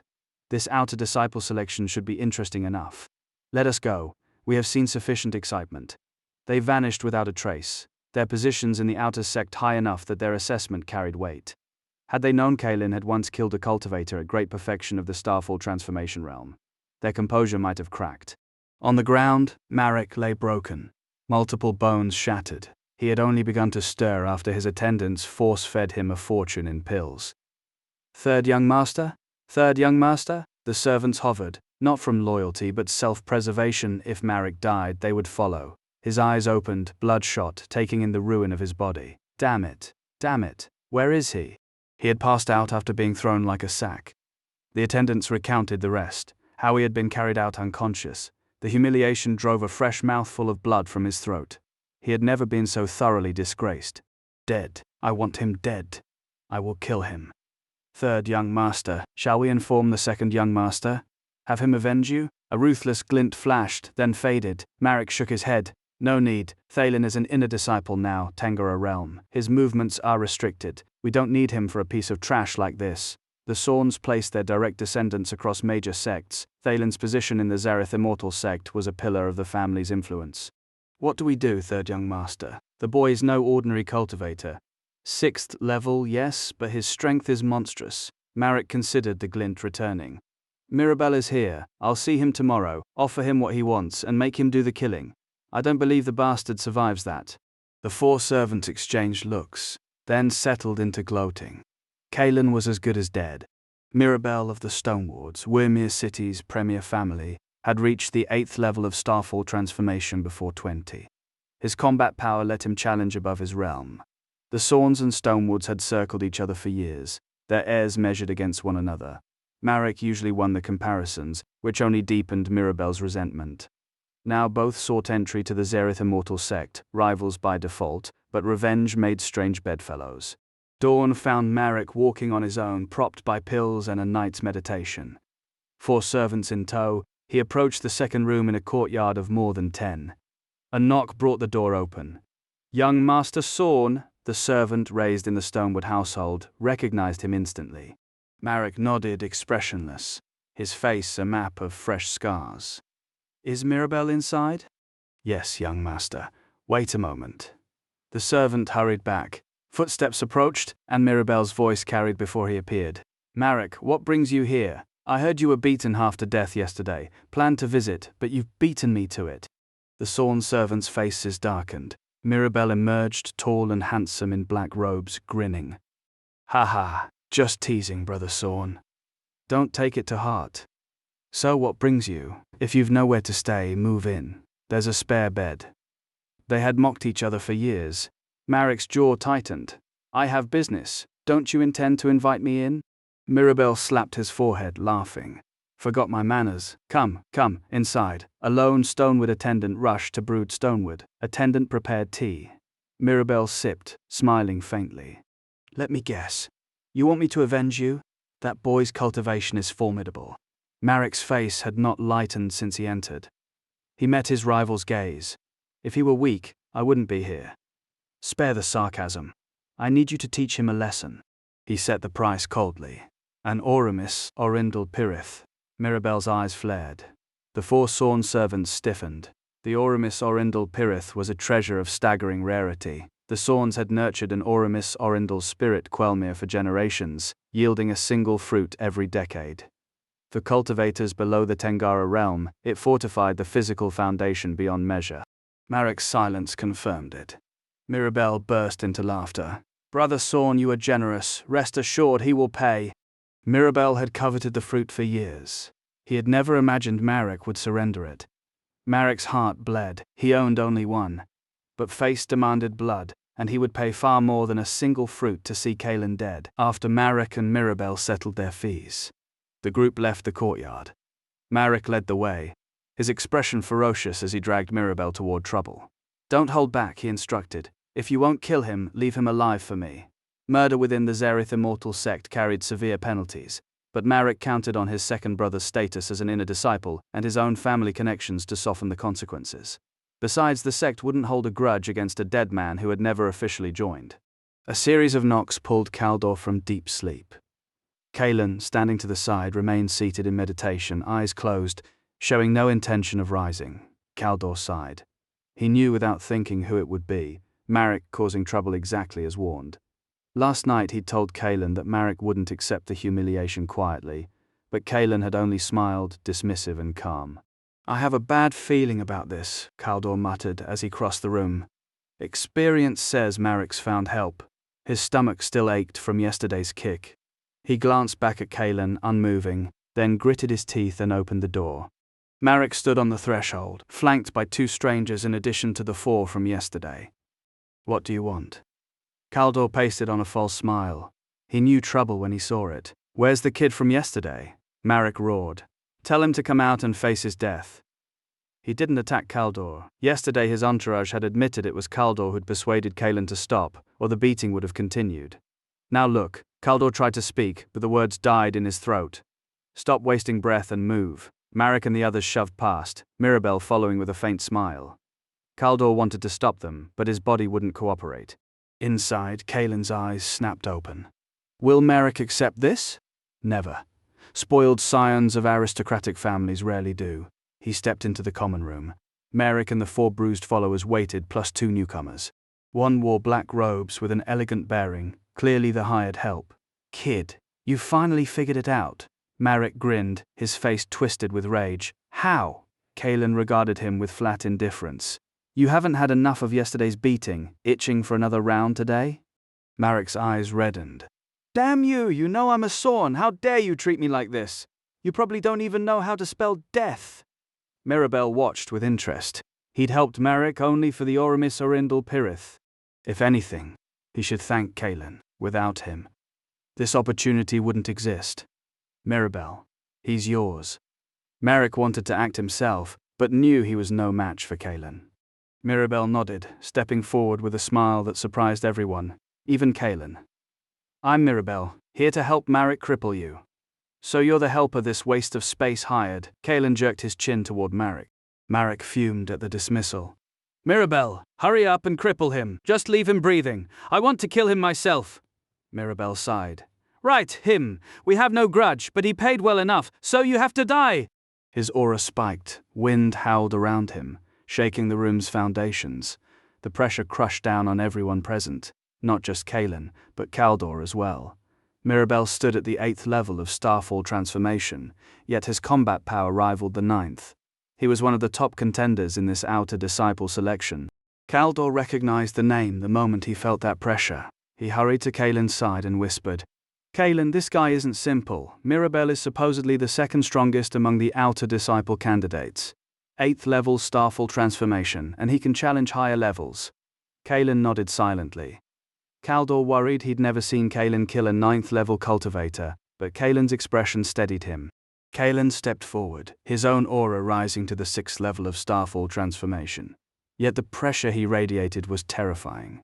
2 minor realms separated them, and Mirabel, a genius who could challenge above his level, possessed strength equivalent to the 9th. This was effectively a 6th level cultivator fighting a 9th.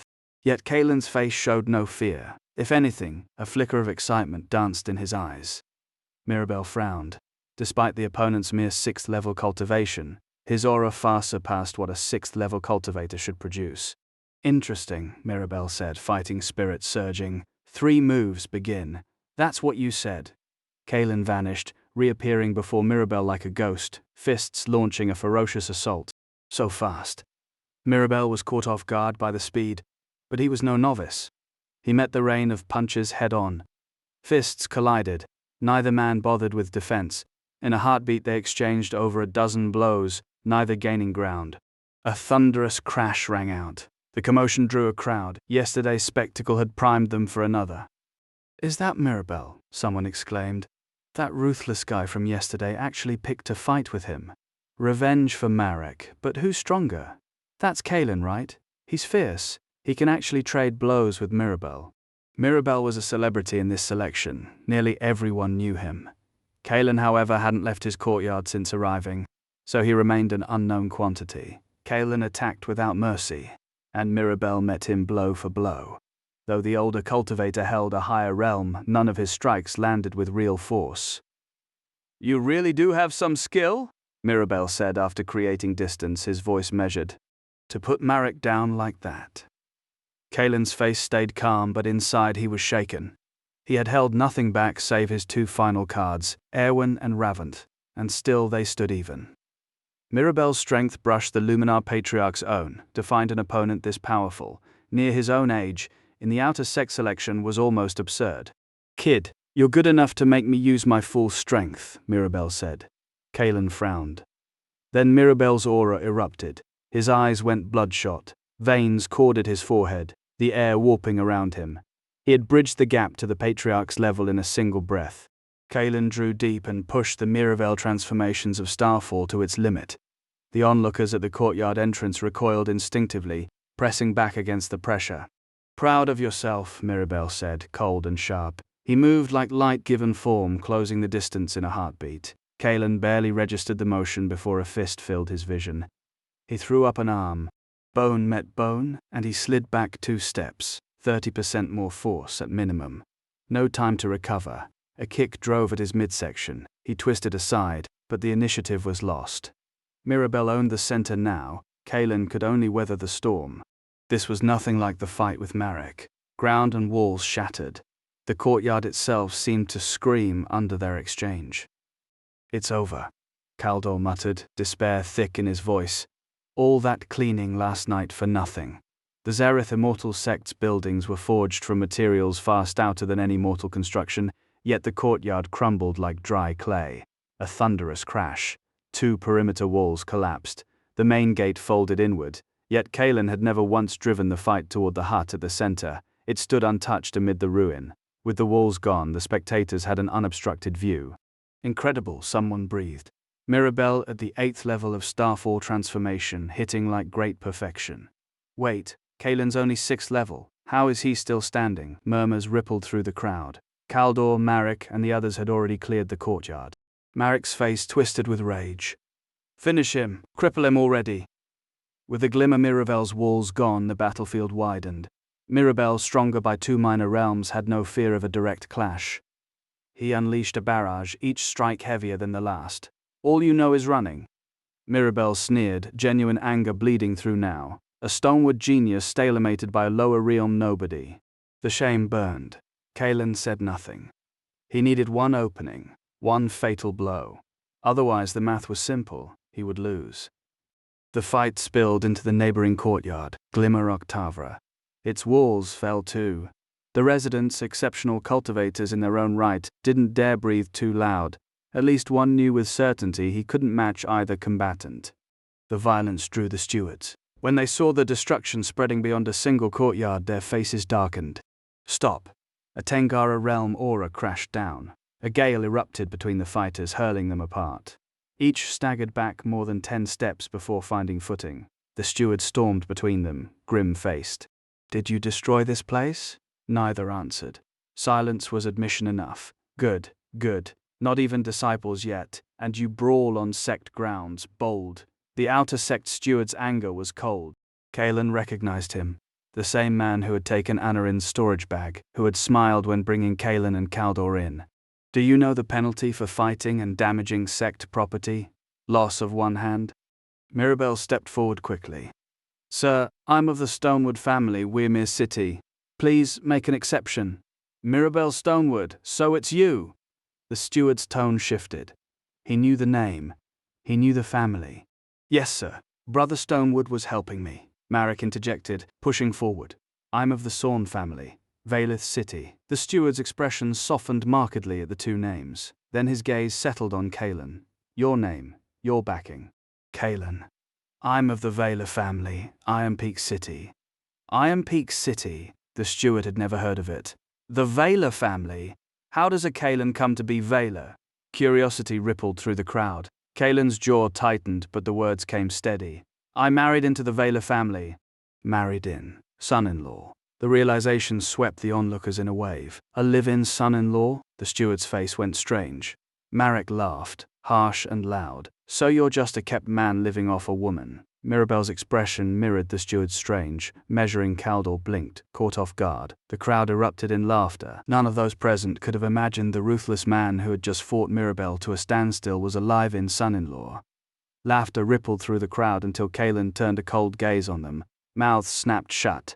They had nearly forgotten the person before them had nearly killed Marek. Even as a son-in-law, he was not someone to provoke. Their silence, however, did not mean Marek would shut up. "Kid, I never expected you to be a live-in son-in-law. Why aren't you at home taking care of your wife? What are you doing here?" The four men behind Marek started to speak, but one look from Kalen silenced them. Marek dared to laugh, they would not. The steward sneered. "So you're a live-in son-in-law. Those who live off women deserve harsher punishment. I'll cut off your arm as a lesson. Be careful in the Zareth Immortal sect from now on." He had heard Kalen married into his wife's family, and in his mind Iron Peak City was an insignificant town. He saw no need for politeness. Kalen's face darkened. "Why only punish me? The other two came to cause trouble. Are they not to be punished either?" "Kid, are you questioning me?" The steward's voice rose sharply. Anger surged in Kalen's chest. He was about to lash out when Kaldor stepped forward. "My lord, please calm your anger. I am from the Ironwood family of Xylor City. Please forgive my brother's ignorance this time." Kaldor smiled obsequiously, stuffing a storage bag into the steward's arms. "The Ironwood family of Xylor City. No wonder you, little fatso, are so cunning."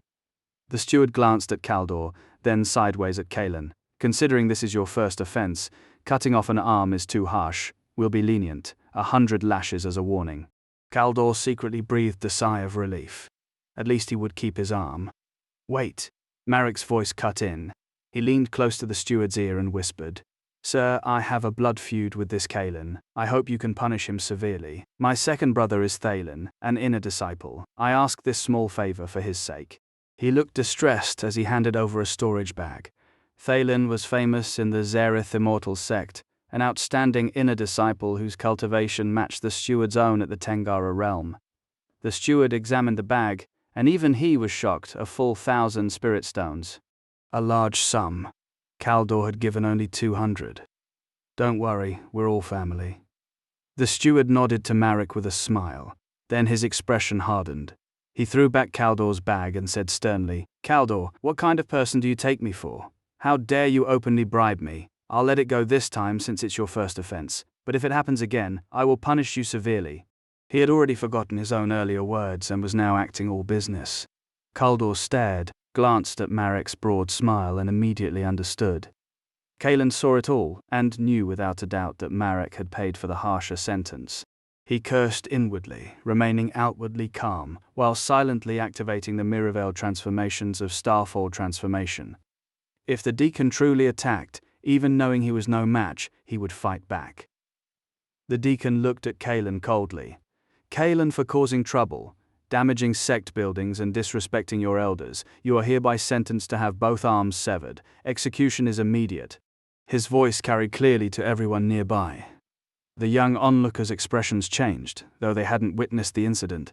They could guess Marek's group had started it. Yet Kalen was the one being punished. No one spoke up who would offend an outer sect steward for a stranger. My lord, please have mercy, that's not what you said just now. Kaldor panicked, hurriedly trying to defend Kalen. The steward didn't even glance at him. Merrick's face was full of smug triumph as he looked at Kalen, as if to say, "See? So what if you're strong?" Mirabel said nothing. Whatever happened next was none of his concern. He looked at Kalen with pity, clearly talented, but without background, destined to be at the mercy of others. Kalen's eyes were cold and sharp. He didn't speak, already prepared to fight to the death. "Kalen? Come here to accept your punishment," the steward said, stepping forward and unleashing a powerful aura. At that moment, a middle-aged man's voice rang out from mid-air. "Considering this is Kalen's first offense, he will be given a warning, and the matter will be dropped." A simple sentence, without unnecessary words. Stunned everyone. They looked up, but saw nothing. The steward's expression changed instantly. "I obey." No further sound came from the sky. Marek and Mirabel were also stunned. But after hearing Kalen was spared, Marek's expression turned ferocious. "Your Excellency, you just announced the punishment. How can you change it so easily?" He didn't notice the steward's reaction. He was filled with anger. The steward shouted for him to be silent, and Marek regained some sense. The other party could transmit their voice without showing their face, and the stewards and deacons feared them. The opponent was at least a profound core realm master. "This matter is dropped. Kalen is innocent." The steward left those words behind and hurried away, not wanting to stay a moment longer.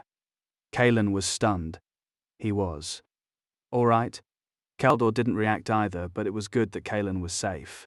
As the crowd dispersed, many whispered about who had spoken earlier. No one guessed, but one thing was certain: the other party must be a big shot from the Zareth Immortal Sect's outer sect. Marek cursed, glared at Kalen fiercely, then turned and left. Mirabel's expression was strange. He gave Kalen a deep look, then turned and left. "Big brother, are you all right? You scared me to death just now." Kaldor patted his chest, panting heavily. "It's all right, let's go." Kalen spoke, though he was puzzled why the earlier voice had helped him. Since the other party hadn't shown themselves, there was no rush to find out their identity. He would simply remember the favor. The courtyard at Glimmer Miravel lay in ruins, though the small house at its center had survived. Kalen slipped inside, leaving Kaldor outside with a thunderous expression. Grey-robed disciples from the Zareth Immortal Sect arrived soon after to clear the debris, menial laborers who had failed the selection but refused to leave, clinging to the hope of someday becoming outer disciples. Kalen had asked Kaldor about the hierarchy earlier. Blue robes marked inner disciples like Anarin, who guarded the outer gate, a full rank above the grey. Inside, Kalen sat cross-legged, his face grim. "This sect isn't peaceful either. I need strength, and fast." Since joining, he had never entered the astral chart of Evernight, fearing exposure of the supreme treasure he carried. But his duel with Mirabel had proven he wasn't strong enough. Even an outer sect steward would crush him at his current level. Suppressed to the limit. Time to break through. He closed his eyes. For weeks he had held his cultivation at the late 6th level of the Starfall transformation realm, capable of advancing to the 7th at any moment, perhaps even the 8th, if he pushed. Half an hour later the 6th major stage peaked, but his momentum didn't falter.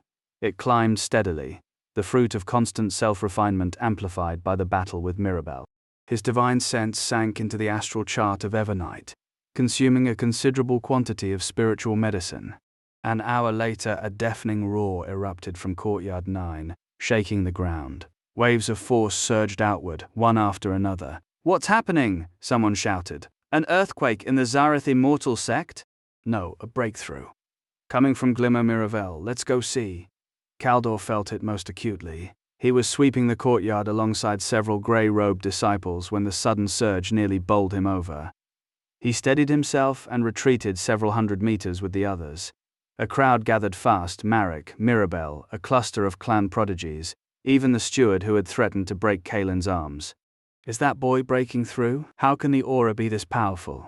Even a great perfection breakthrough doesn't cause this much commotion. Kaelin was only at the 6th level moments ago. One fight and he breaks through? Marek's face was the ugliest among the onlookers. He cursed inwardly, never expecting this. The greater the commotion during a breakthrough, the stronger the resulting cultivation, and this already rivaled a great perfection ascent. Two figures hovered in mid-air, the white-haired elder and the Aurelia Pavilion manager who had spoken for Kaelin earlier. This boy is no ordinary person. The elder smiled, though shrewdness glinted in his eyes. He's only reached the 7th level, yet look at the disturbance. The manager nodded. Not simple. At the 6th level his strength already touched the 9th. And now he's at the 7th. A genius like this hasn't appeared in the Zerith Immortal sect for a long time, the elder murmured. The greater the challenge, the stronger the talent. They saw more clearly than anyone. Kaelin could already fight 9th level opponents at the 6th level. At the 7th he might challenge great perfection cultivators. At the 8th he would have no rivals within the Starfall transformation realm. This was the mark of a true prodigy. Another massive wave rolled out from Courtyard 8. Then the tremors and rolling air dissipated, as if they had never been. Inside the small house, Kaelin opened his eyes, his gaze deep, his aura markedly more powerful. 7th level of Starfall transformation. Indeed extraordinary.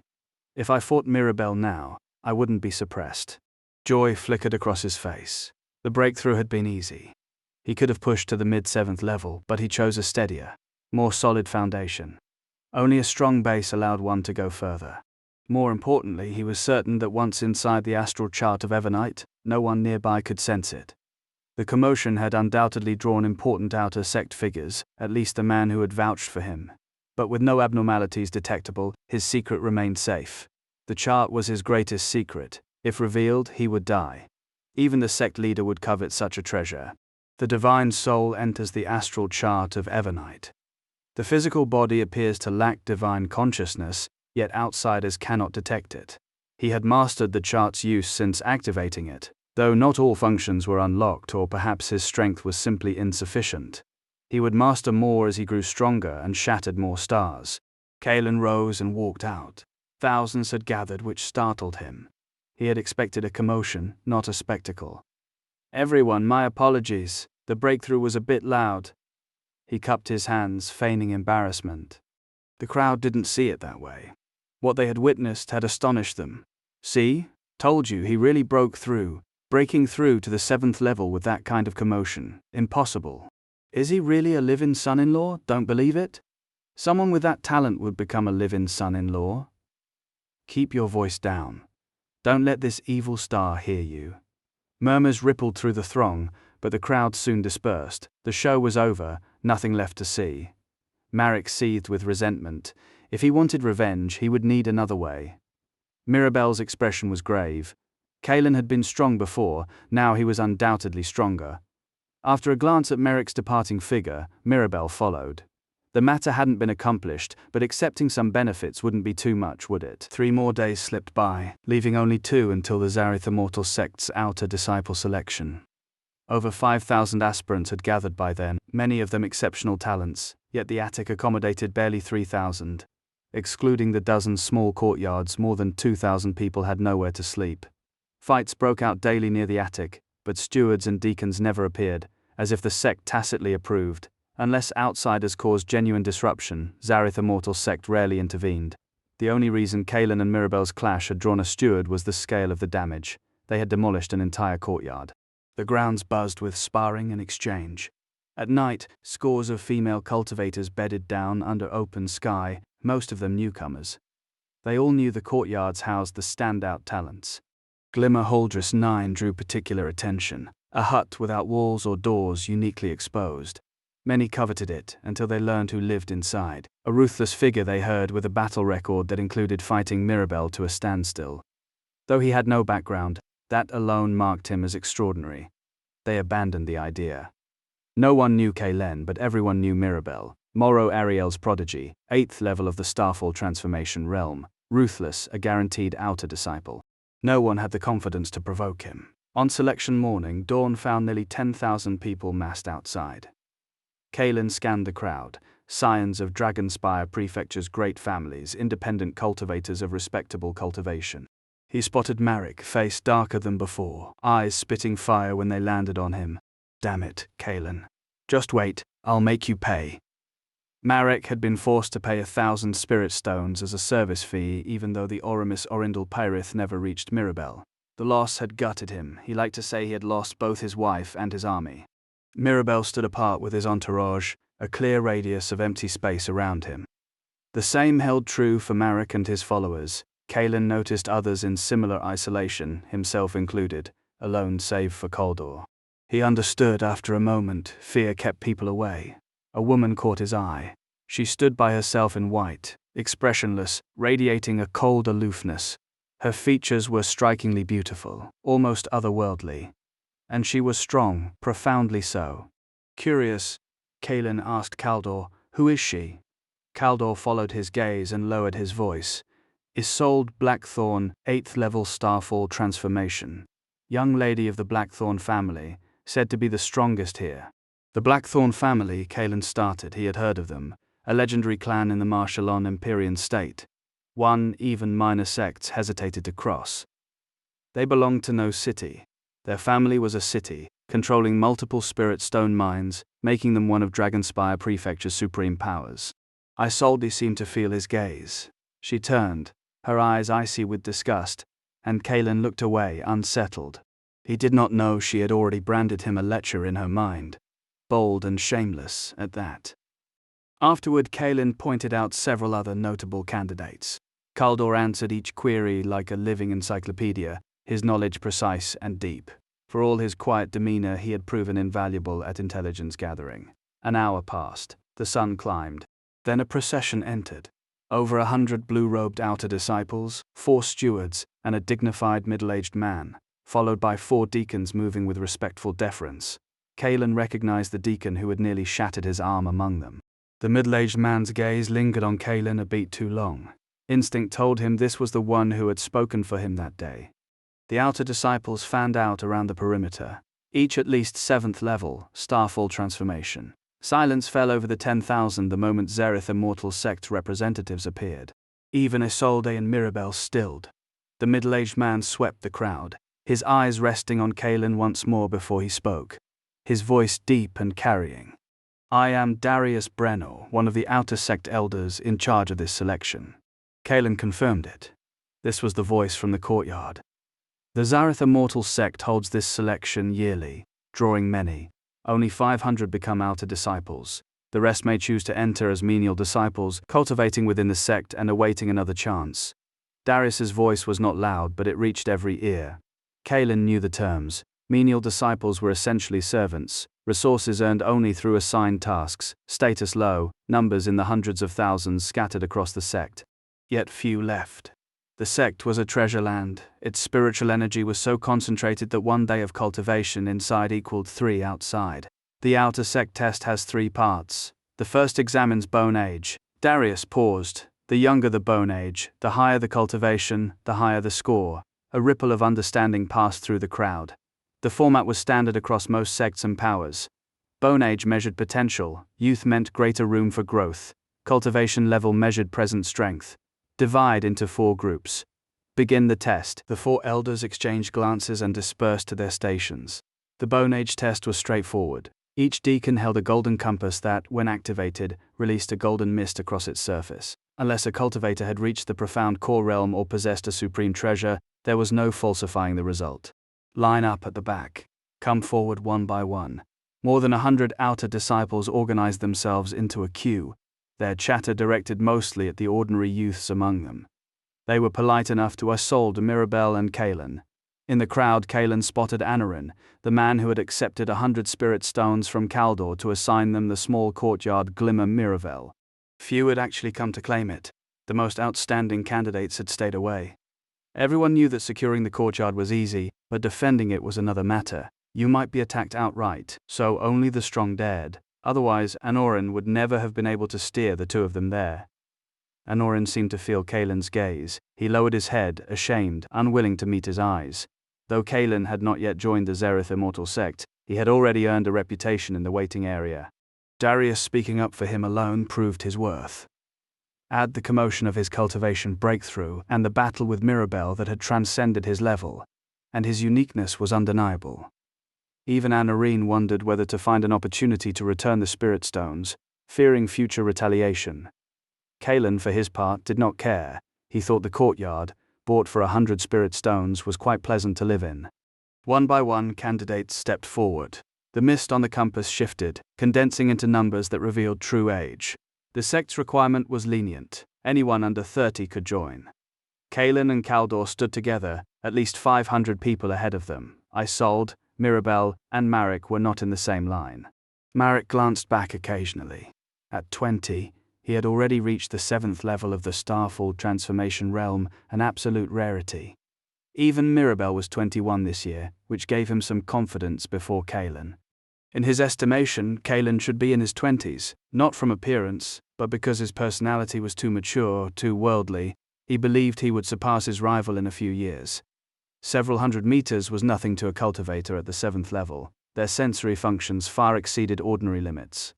Eyesight, hearing, strength, all were heightened beyond the norm. Soon it was Mirabelle's turn. He strode forward, naturally drawing attention as a prodigy. The compass glowed, faint golden light coalescing into two numbers, 21. Surprised murmurs rippled through the crowd. Reaching the 8th level of Starfall transformation at 21 was unquestionably genius. Even Darius lingered on him a moment longer. Mirabelle remained calm. This was not the first time he had drawn such notice. Not long after, Isolde stepped up, dressed in white, her face stunning. She commanded every eye. Normally few dared stare openly. This was a perfect excuse. She walked to the compass expressionless, as if the world around her were irrelevant. Auramus light emerged and condensed into two characters, 18. An uproar erupted instantly. My goodness, Isolde is amazing. She's only 18. 18. And already at the 8th level of Starfall transformation. A monster. It seems she won't be the first place winner in this outer sect selection. Even Darius's gaze carried a hint of praise, signaling his approval. Kaelin was also astonished. He knew his opponent was strong, but not this strong. At 18, she stood at the 8th level's peak, poised to break through to the 9th. If all went well, she might advance to the Seraphis realm before 20. A 20-year-old Tengara realm expert, the thought was terrifying. Kaldor's jaw nearly dropped. Merrick curled his lips. Though surprised inside, he outwardly showed dissatisfaction. Soon it was Merrick's turn. Before the test, he turned to look at Kaelin. Kaelin noticed and wondered about Merrick's age, not out of curiosity about talent, but because he simply thought the man wasn't very bright. Perhaps they were too young to understand. As a member of the Sorn family at the 7th level, Merrick had attracted plenty of attention. The compass glowed, mist condensing into two large characters, 20. Many were surprised at 20. Reaching the 7th level was impressive, though not as stunning as Isolde, still undeniably genius. Merrick was very pleased with the surprised faces around him. While secretly enjoying himself, he didn't forget to shoot Kaelin a fierce, provocative look. It seemed to say, I'm still young, you'll see in a few years. Kaelin couldn't guess what he meant. He was just curious, already 20, and still so brainless. They'd met only 3 times. From the first meeting where Merrick loudly questioned the presence of a master to the second, Kaelin had concluded the man's mind definitely wasn't working properly. The line continued. Half an hour later, Kaelin's turn arrived. He was a prominent figure among the outer disciples. Evil Star wasn't a title given lightly. His record was remarkable, undefeated in one-on-one against Mirabelle, and the sounds from his cultivation breakthrough had been spectacular. Under everyone's watchful eyes, he walked step by step to the compass. Merrick sneered. Mirabelle's expression was solemn, and Isolde was cold as ice, all focused on him. The deacon activated the compass. Auramus light appeared. Kaelin felt a wisp of divine consciousness briefly pass through his body before withdrawing.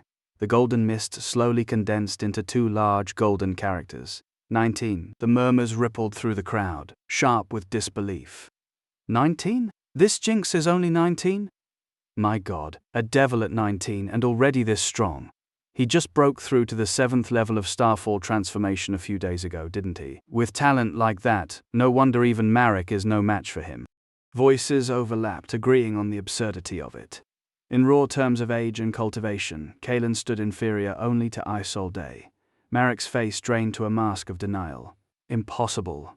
He had never expected Kalen to be younger than him, never expected that he, the third young master of the Sorn family, would stand beneath someone else's shadow, but rejection changed nothing. The numbers were the numbers.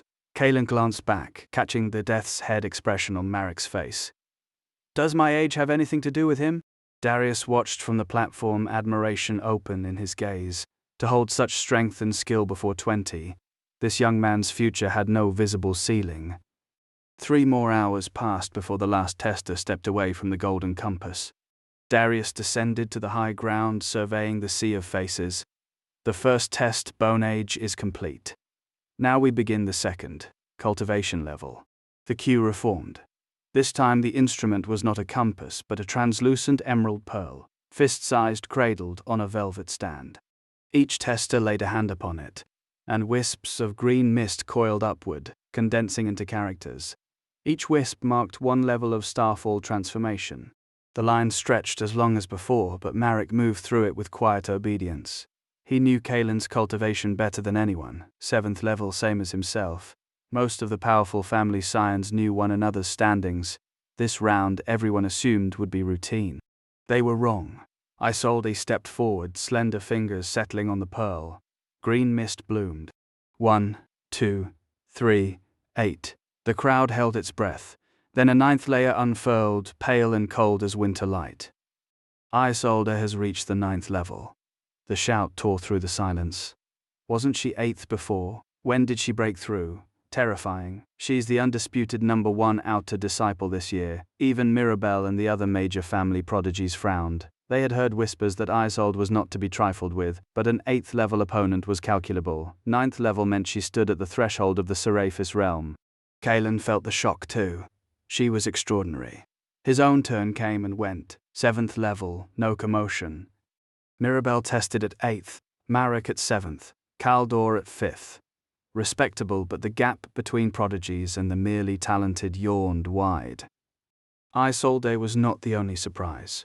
Varric, the Chenvar family's pride from Dragonspire Prefecture, had claimed 7th level. The pearl revealed 8th. The uproar was instantaneous. Mirabelle's face darkened. He had been considered the clear second, and now another 8th level cultivator stood beside him. The Chenvar family rivaled the Stonewoods and Sorns in power. Kalen had watched Varric closely since spotting Shirith at his side.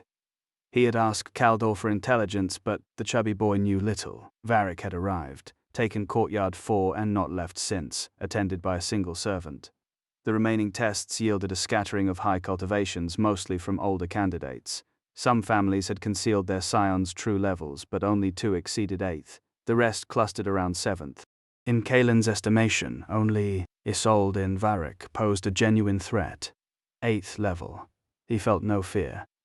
By the time the last hand left the pearl, afternoon sun slanted across the testing grounds. Darius reviewed the records, nodded, and announced, "Testing concludes for today. Scores will be calculated from age and cultivation. The practical test begins tomorrow." He turned and left, leaving a vacuum of speculation. No one knew what the practical test entailed, what the previous scores meant, how they factored into the final selection. Kalen turned to Kaldor. "Do you know what a practical test means?" Kaldor nodded, wiping sweat from his forehead. Like previous years, each person receives a base score from cultivation and bone age. Higher score, better chance at outer disciple. But the third test, strength, divides everyone into groups for challenges. Low cultivation and advanced age mean a low base score, but consecutive victories add points. Even someone with poor talent can climb the ranks if they win enough. A simple explanation, but it clarified the architecture. Kalen understood. Cultivation and bone age measured talent. Exceptional talent advanced directly. Everyone else fought for the remainder. High scorers needed fewer wins. Low scorers needed streaks. It seemed unfair, yet it handed opportunity to those whom talent had passed by. In this world of cultivation, talent is itself a form of strength. Some spend lifetimes chasing peers they can never catch, not for lack of effort but for want of innate gifts. Talent and age set a cultivator's ceiling. Without them, one remains a grain of sand in the long river. Kalen felt this truth in his bones. Without the astral chart of Evernite to cleanse his marrow and raise his aptitude, he would still be mired in the body or indal realm, what others called trash. Dawn brought the final practical test. Outer sect stewards herded the candidates from the rest area to the arena grounds where hundreds of blue-robed disciples ringed the field, each radiating at least the 8th level of starfall transformation. This was no traditional arena. Dozens of massive grey brick platforms fanned out from a central grand stage, and even scions of powerful houses gaped at the spectacle. Darius materialized in midair, his figure cutting through the morning light. The third strength test begins now. We will announce each candidate's realm and bone age scores, then divide the 500 among the arenas. The top 20 scorers in each become outer disciples. Each person may challenge and be challenged 10 times. A successful challenge earns 5 points, losers lose nothing, and the challenged may concede. The round lasts 3 days. Unused challenges are forfeited. 10 outer disciples will oversee each arena. When your name is called, proceed to your assigned platform. He dissolved into a streak of light and vanished. 200 blue-robed disciples stepped forward, jade slips in hand, calling names in a thunderous chorus. Cultivator hearing cut through the cacophony. Marek, Bone Age and Cultivation score 8, Arena 6. Mirabelle score 9, Arena 3. Varric score 9, Arena 2. Isolde score 10, Arena 1. Kalen score 9, Arena 4. The order was random, not ranked. Kalen noted the distribution, most scores clustered around 5. Marek's 8 was high. Mirabelle, Varric, and he shared 9. Only Isolde had achieved a perfect 10. Arena 4 held 500 candidates and 10 presiding outer disciples among the crowd. Kalen spotted Shenvar, assigned here as well. Shenvar kept his head down, avoiding eye contact. The candidates around them gave Kalen a wide berth. The instinctive distance the weak keep from the strong. Scanning the assembly, Kalen recognized no one else. The highest cultivation present was 7th level starfall transformation. He understood the sect's logic. Geniuses were scattered across arenas so they wouldn't eliminate each other early. Their high preliminary scores acted as a buffer. Even if they conceded a match they couldn't win, they could still place in the top 20. One of the 10 disciples stepped forward. 9th level starfall transformation, clearly the leader. His voice carried arrogance, the tone of a senior instructing juniors. Fellow disciples, this is the final assessment for outer sect entry. Some may find the unequal starting scores unfair. That is reality. As Eldemir said, the top 20 in each arena advance. You each have 10 challenges and 10 defenses. Who begins? Kalen stayed silent. His score led the arena, and none here could match him. I will. A 6th level cultivator vaulted onto the platform, cupping fists. Which brother would offer guidance? Another 6th level answered the call. They saluted and engaged. Duels unfolded rapidly over 20 matches in half an hour. Kalen watched none of them. No one dared challenge him. Then Shenvar stepped up, 5th level starfall transformation, stronger than their last encounter at the mine.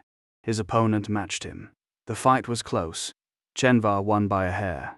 He exhaled, glancing around, caught Kalen's gaze, and immediately lowered his head. Kalen smiled, curious how they'd cross paths again. I will. Shenvar hadn't even left the stage when Kalen leapt up. The 500 candidates went deathly quiet. They'd heard of this evil star even unseen. His reputation preceded him. A score of 9 implied power, and here he stood. Shenvar tried to retreat. Too late. I challenged Shenvar. Shenvar froze halfway down the steps, his foot catching on the threshold. He stumbled, barely catching himself before his knees hit the boards. Of all the people to find him here, after every precaution, every quiet arrangement, it had to be him. He turned slowly, face drawn, forcing a smile that cracked at the corners. Brother Kalen, it's been a long time. Kalen leaned against the railing, arms folded, watching with the quiet amusement of a cat that had cornered a mouse. He said nothing. Shenvar shuffled back toward the center, shoulders slumped. So you're here too? What a coincidence. His voice thinned. I just finished a match, haven't recovered. I'll abstain if that's acceptable. He was nearly pleading. No path to victory existed, and fighting meant leaving the arena broken, useless for what came next. You dare abstain? Kalen's eyebrow arched. Come here. I'm curious why you're even here.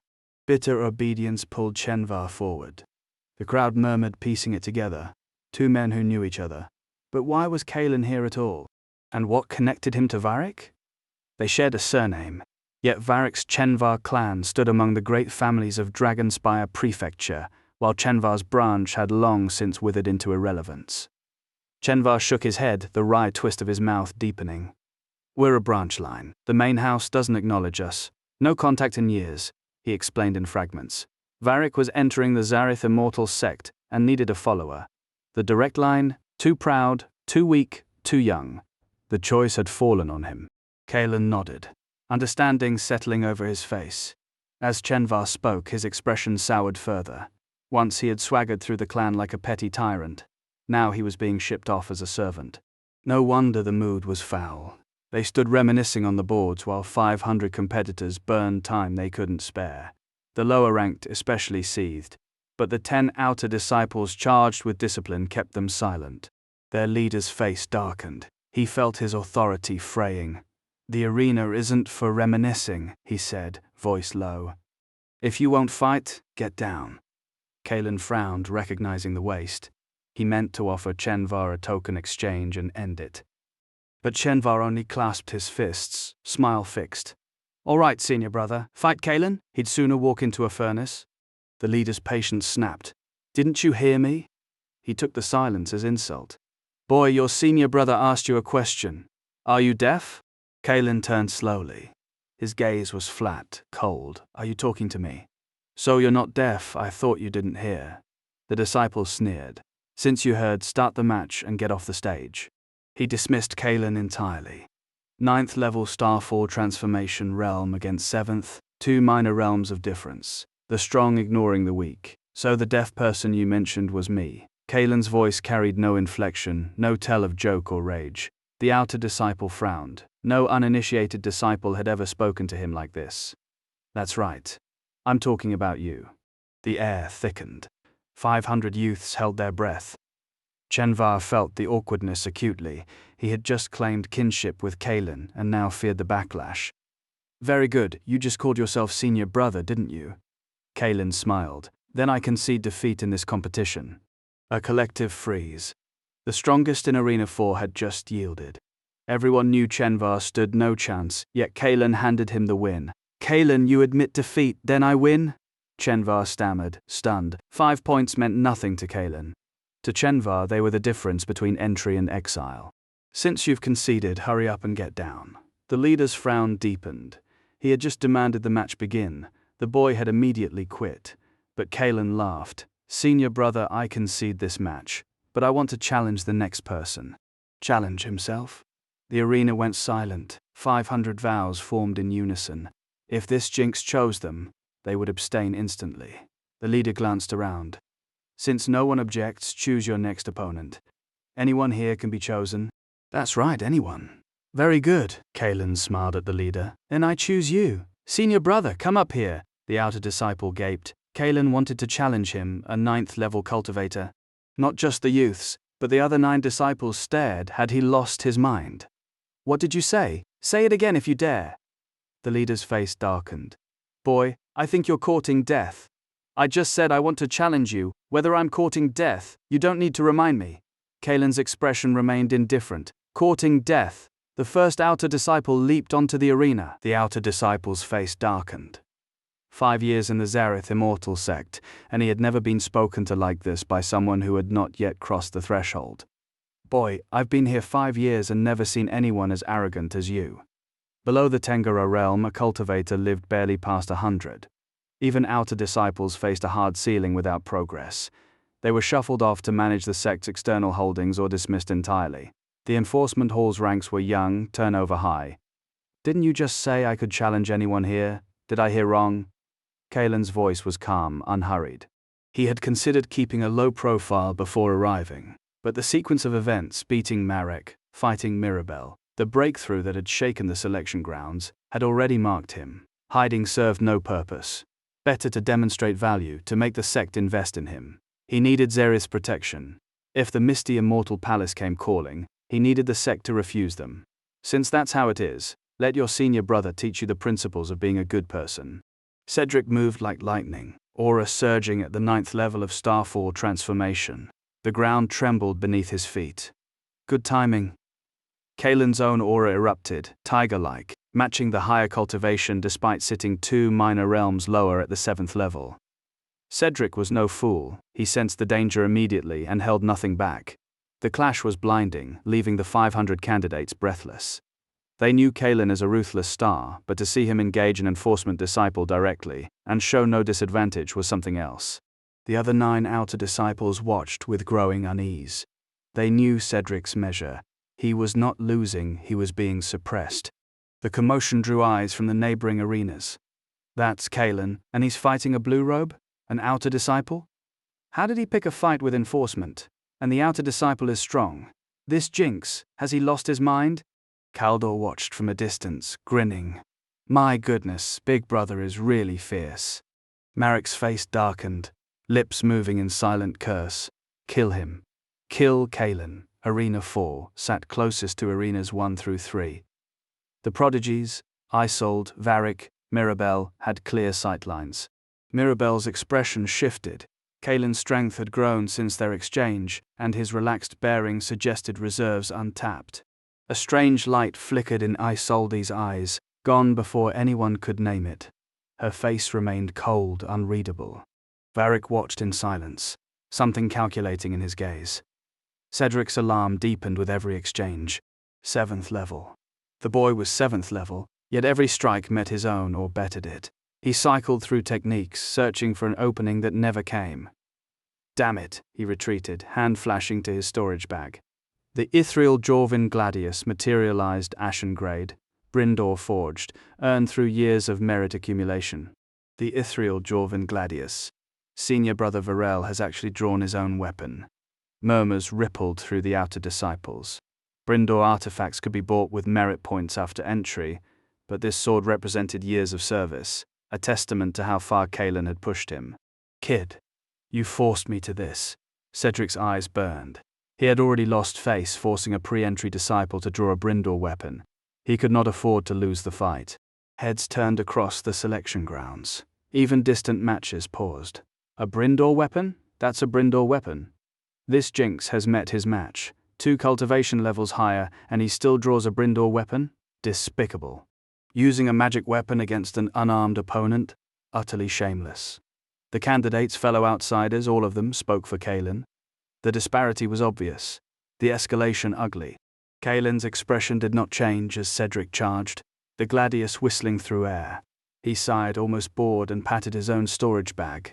The Solare Hastael appeared in his hand, spear-thin, lethal, Brindor forged. Bang, bang, bang. Spear met sword, the ground shook. A Brindor weapon. That spear, it's Brindor too. Recognition flashed through the crowd. What? You have a Brindor weapon? Impossible. Who are you? Cedric's composure shattered. No one expected a pre-entry disciple to possess such a weapon, let alone that Kalen also carried a Brindor longsword, a misty immortal palace artifact he had no intention of revealing. Damn it! Damn it! Cedric unleashed everything, the Gladius a blur of continuous strikes. Everyone was neutralized. Not a scratch landed. Senior brother, you're a bit weak. Kalen smiled faintly. Then his eyes sharpened, eagle sudden, and his aura tripled. The Hastael flashed silver, thrusting a gale straight at Cedric's guard. The wind arrived in a heartbeat. Cedric raised the Gladius barely in time.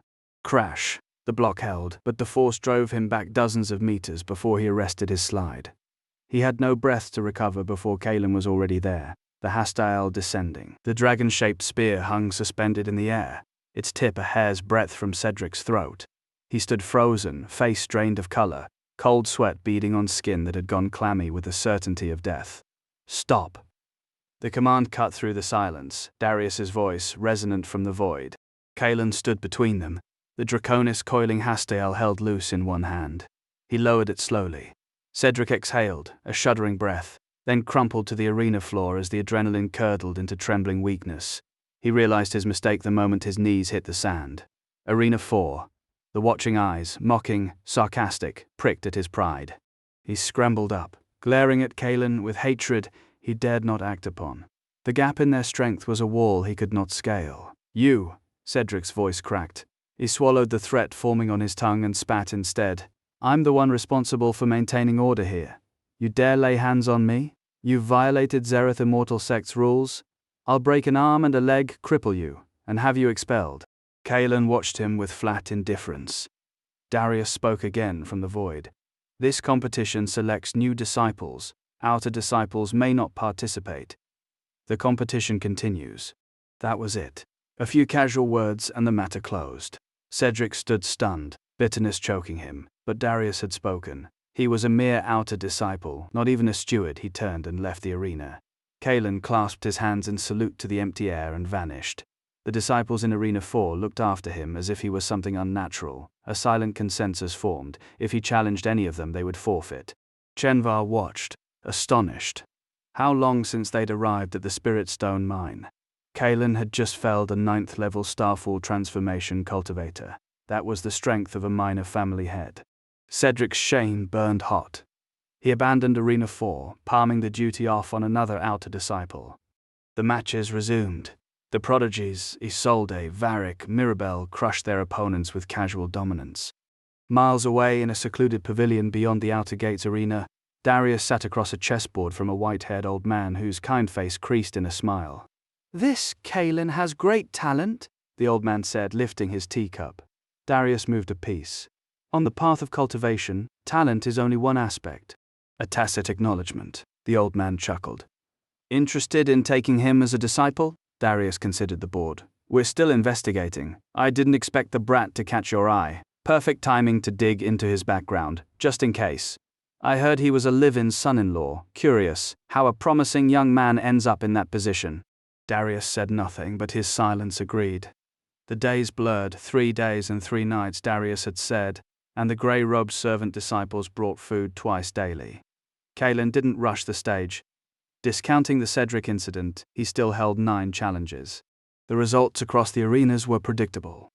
The prodigies never lost, and no one dared challenge them. Kalen found the sect's selection method ingenious. Talent stayed, high ability and potential stayed. The final day arrived. Kalen stepped up and randomly selected 9 opponents. Each one conceded before a blow was struck. He was a menace. No one would risk offending him. Chenvar, perhaps sheltered by Kalen's reputation, went unchallenged for 3 days. He picked weaker opponents, accumulated points, and secured 18th place among the outer disciples. The third assessment ended. 500 promoted disciples gathered on the main arena. The remaining 9,500 could become menial disciples and wait for the next selection or leave. Darius appeared, majestic and satisfied, his gaze lingering on Kalen, Isolde, Mirabelle, Varric, Marek, the family scions all promoted without exception. Kaldor, through shrewd calculation, had advanced by challenging only those weaker than himself, racking up points early. "You've done well. Congratulations on becoming outer disciples. Next comes a ranking competition for outer disciples. Rewards will be distributed by rank. Top 100, 10 contribution points. Top 50, 20. Top 20, 30. Top 10, an Ashen-level cultivation technique from the Lumineth and 30 contribution points. Top 3, a Brindle cultivation technique from the library, 30 contribution points and a private cultivation cave. First place, a low-grade Earth-level cultivation technique from the library, 50 contribution points and a private cultivation cave. A collective intake of breath, 500 pairs of eyes ignited. Earth-rank cultivation technique, a private cave. Earth-rank cultivation techniques were vanishingly rare across the entire Marshallon Empyrean state, and a secluded cave dwelling in a place like the Zereth Immortal Sect where spiritual energy pooled thick as mist was rarer still. When Darius Brennell laid out the stakes, every eye in the crowd of 500 kindled. Even Isolde, usually remote as a winter moon, betrayed a flicker of longing. The selection and ranking competition would begin in 3 days. Until then they were free to rest. Darius delivered the news and vanished like a streak of light. Those 3 days culled the field ruthlessly. Kalen, Isolde and Varric advanced with overwhelming force, untouched. Most of the other newly promoted outer disciples emerged greatly exhausted, some nursing serious injuries. 9,500 eliminated candidates watched the survivors with complex expressions, envy, jealousy, resentment, before blue-robed outer sect disciples led them away. Those who stayed would be assigned odd jobs throughout the sect, the rest would leave. Kalen and the other successful candidates had not yet been assigned accommodations. So they remained at Glimmer number Ravel for 3 more days.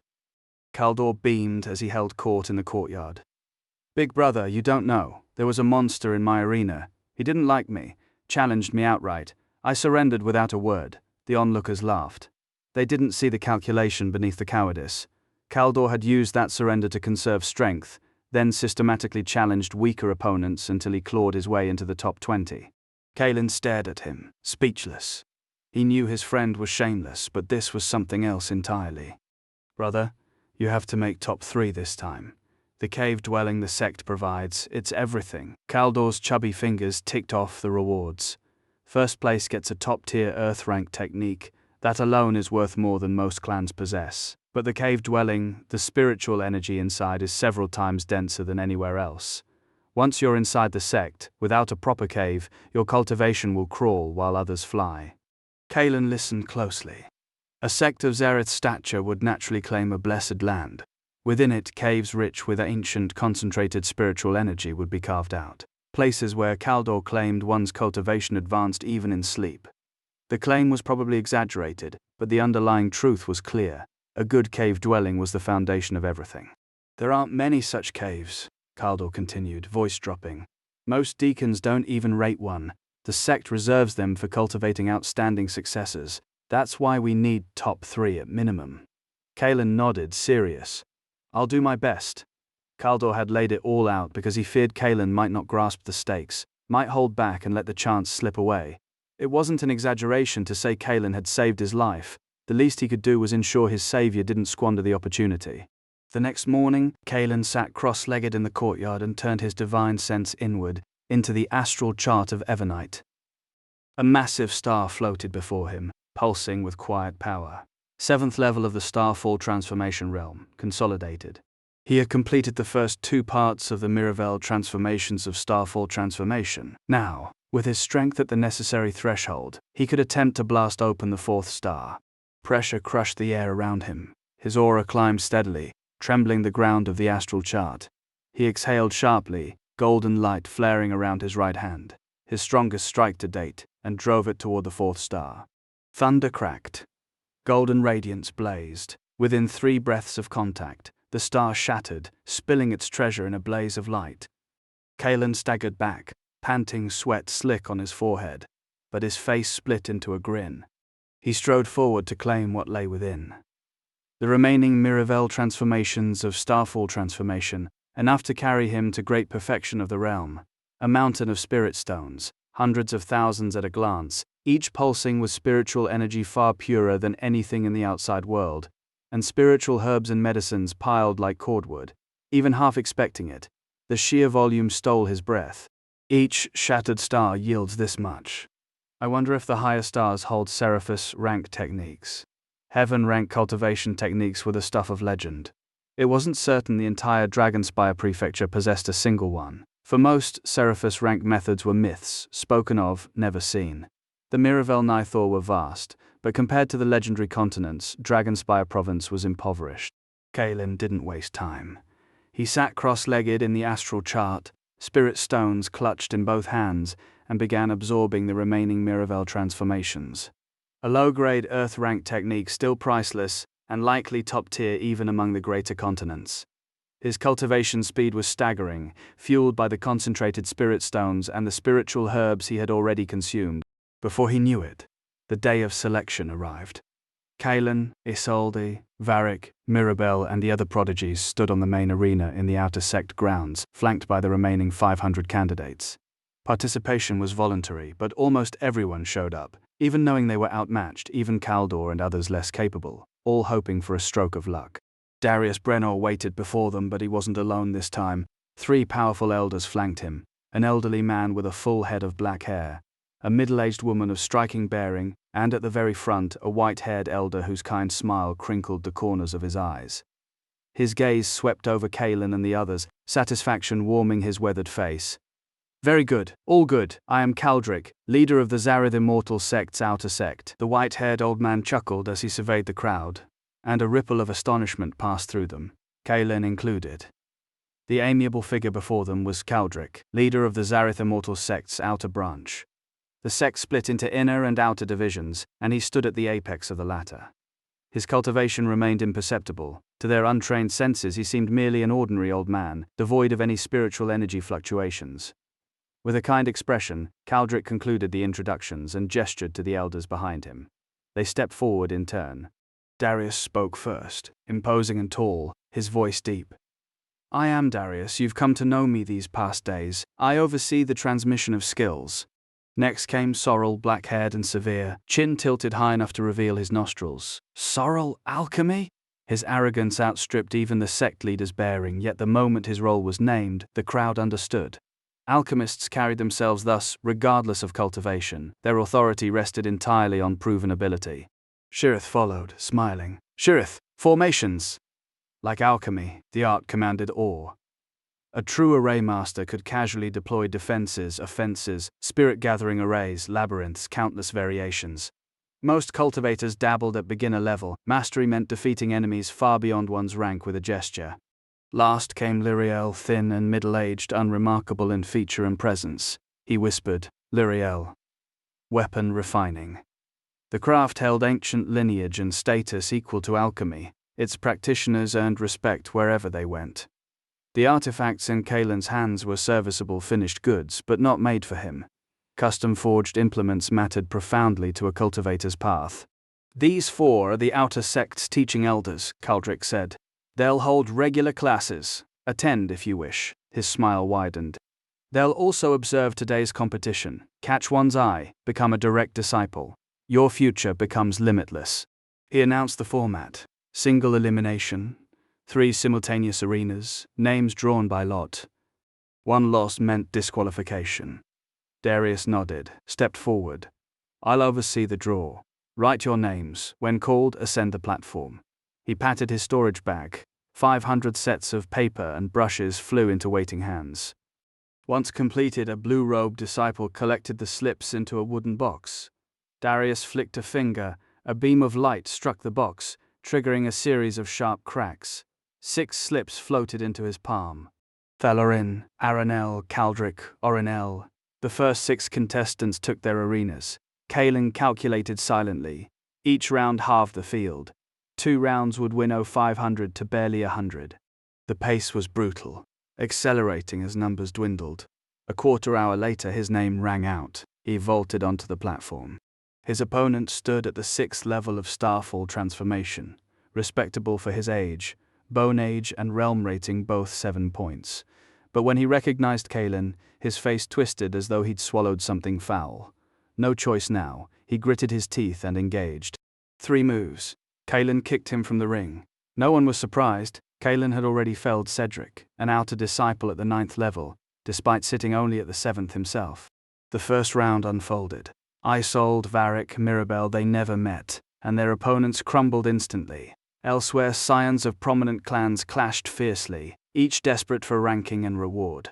Kaldor took the stage. His opponent startled even Kaelin, Shenvar Shirith, both at the 5th level, roughly matched. Their duel gripped Kaelin more than the prodigy's routs, cold expressions, each treating the other as a true rival. Had either faced overwhelming strength, Kaelin suspected they'd have conceded instantly. But here, against a peer, neither would yield. Shenvar, Kaldor, a formal clasp of hands. Then they moved like lightning, holding nothing back. Spectators gasped at their ferocity, modest cultivation, immense fighting spirit. Kaelin, watching from the stands, knew better. Both were hunting the split-second lapse, the opening for a killing strike. Shenvar's fist met Kaldor's kick. They locked in a brutal close-quarters exchange, largely ignored by the crowd. Kaelin relished every moment. Beside him, Varric watched with equal intensity. The end came when Kaldor drove a decisive kick into Shenvar's groin, leveraging superior technique. Shenvar crumpled, hands clamped between his legs, tears streaming, face contorted in resentment. Few witnessed it. But Kaelin and Varric exchanged a look strange, measuring. Cunning, Kaelin thought. That fat bastard fights dirty. 2 hours later, the first round concluded. Just over 200 remained. The wooden box glimmered, signaling the next draw. Kaelin, Marek, the voice registered, and Kaelin froze. He had not expected Marek. Marek's heart stumbled. Fight him. He had not dared face Kaelin at the 6th level of the Starfall transformation realm, and now Kaelin stood at the 7th. What was the point? Kaelin smiled as he leaped onto the arena. Teaching Marek a lesson would not be unwelcome. Marek's face drained to ash. He wanted desperately to refuse, but as a Sorn family genius ranked among the top 10, surrender would disgrace his clan entirely. He gritted his teeth, stepped onto the stage, and decided to yield the moment he was outmatched. Their confrontation ignited the crowd. Look, Marek and Kaelin. Marek was beaten by Kaelin before in Glimmer Miravel. Beaten like a dead dog. Someone wondered aloud if this was a destined showdown. The murmurs swelled. Marek's face cycled pale, then red. How could he possibly match Kaelin? He forced the words out, quiet and strained. Kaelin, I'm from the Sorn family. My second brother Thalen is a Tengara realm disciple and an inner disciple of the Zerith immortal sect. Kaelin blinked.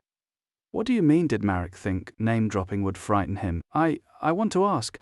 Please save me some face later, don't be too ruthless. The words scraped from his throat, barely audible. Kaelin stared, stunned. He had never imagined Marek would say such a thing. Ask me to go easy on him? He sneered, regarding Marek like an idiot. I'll spare your life for what you just said. Marek cried out in shock. He had humbled himself, invoked his family and brother, hoped only for mercy. But Kaelin had only said, I'll spare your life.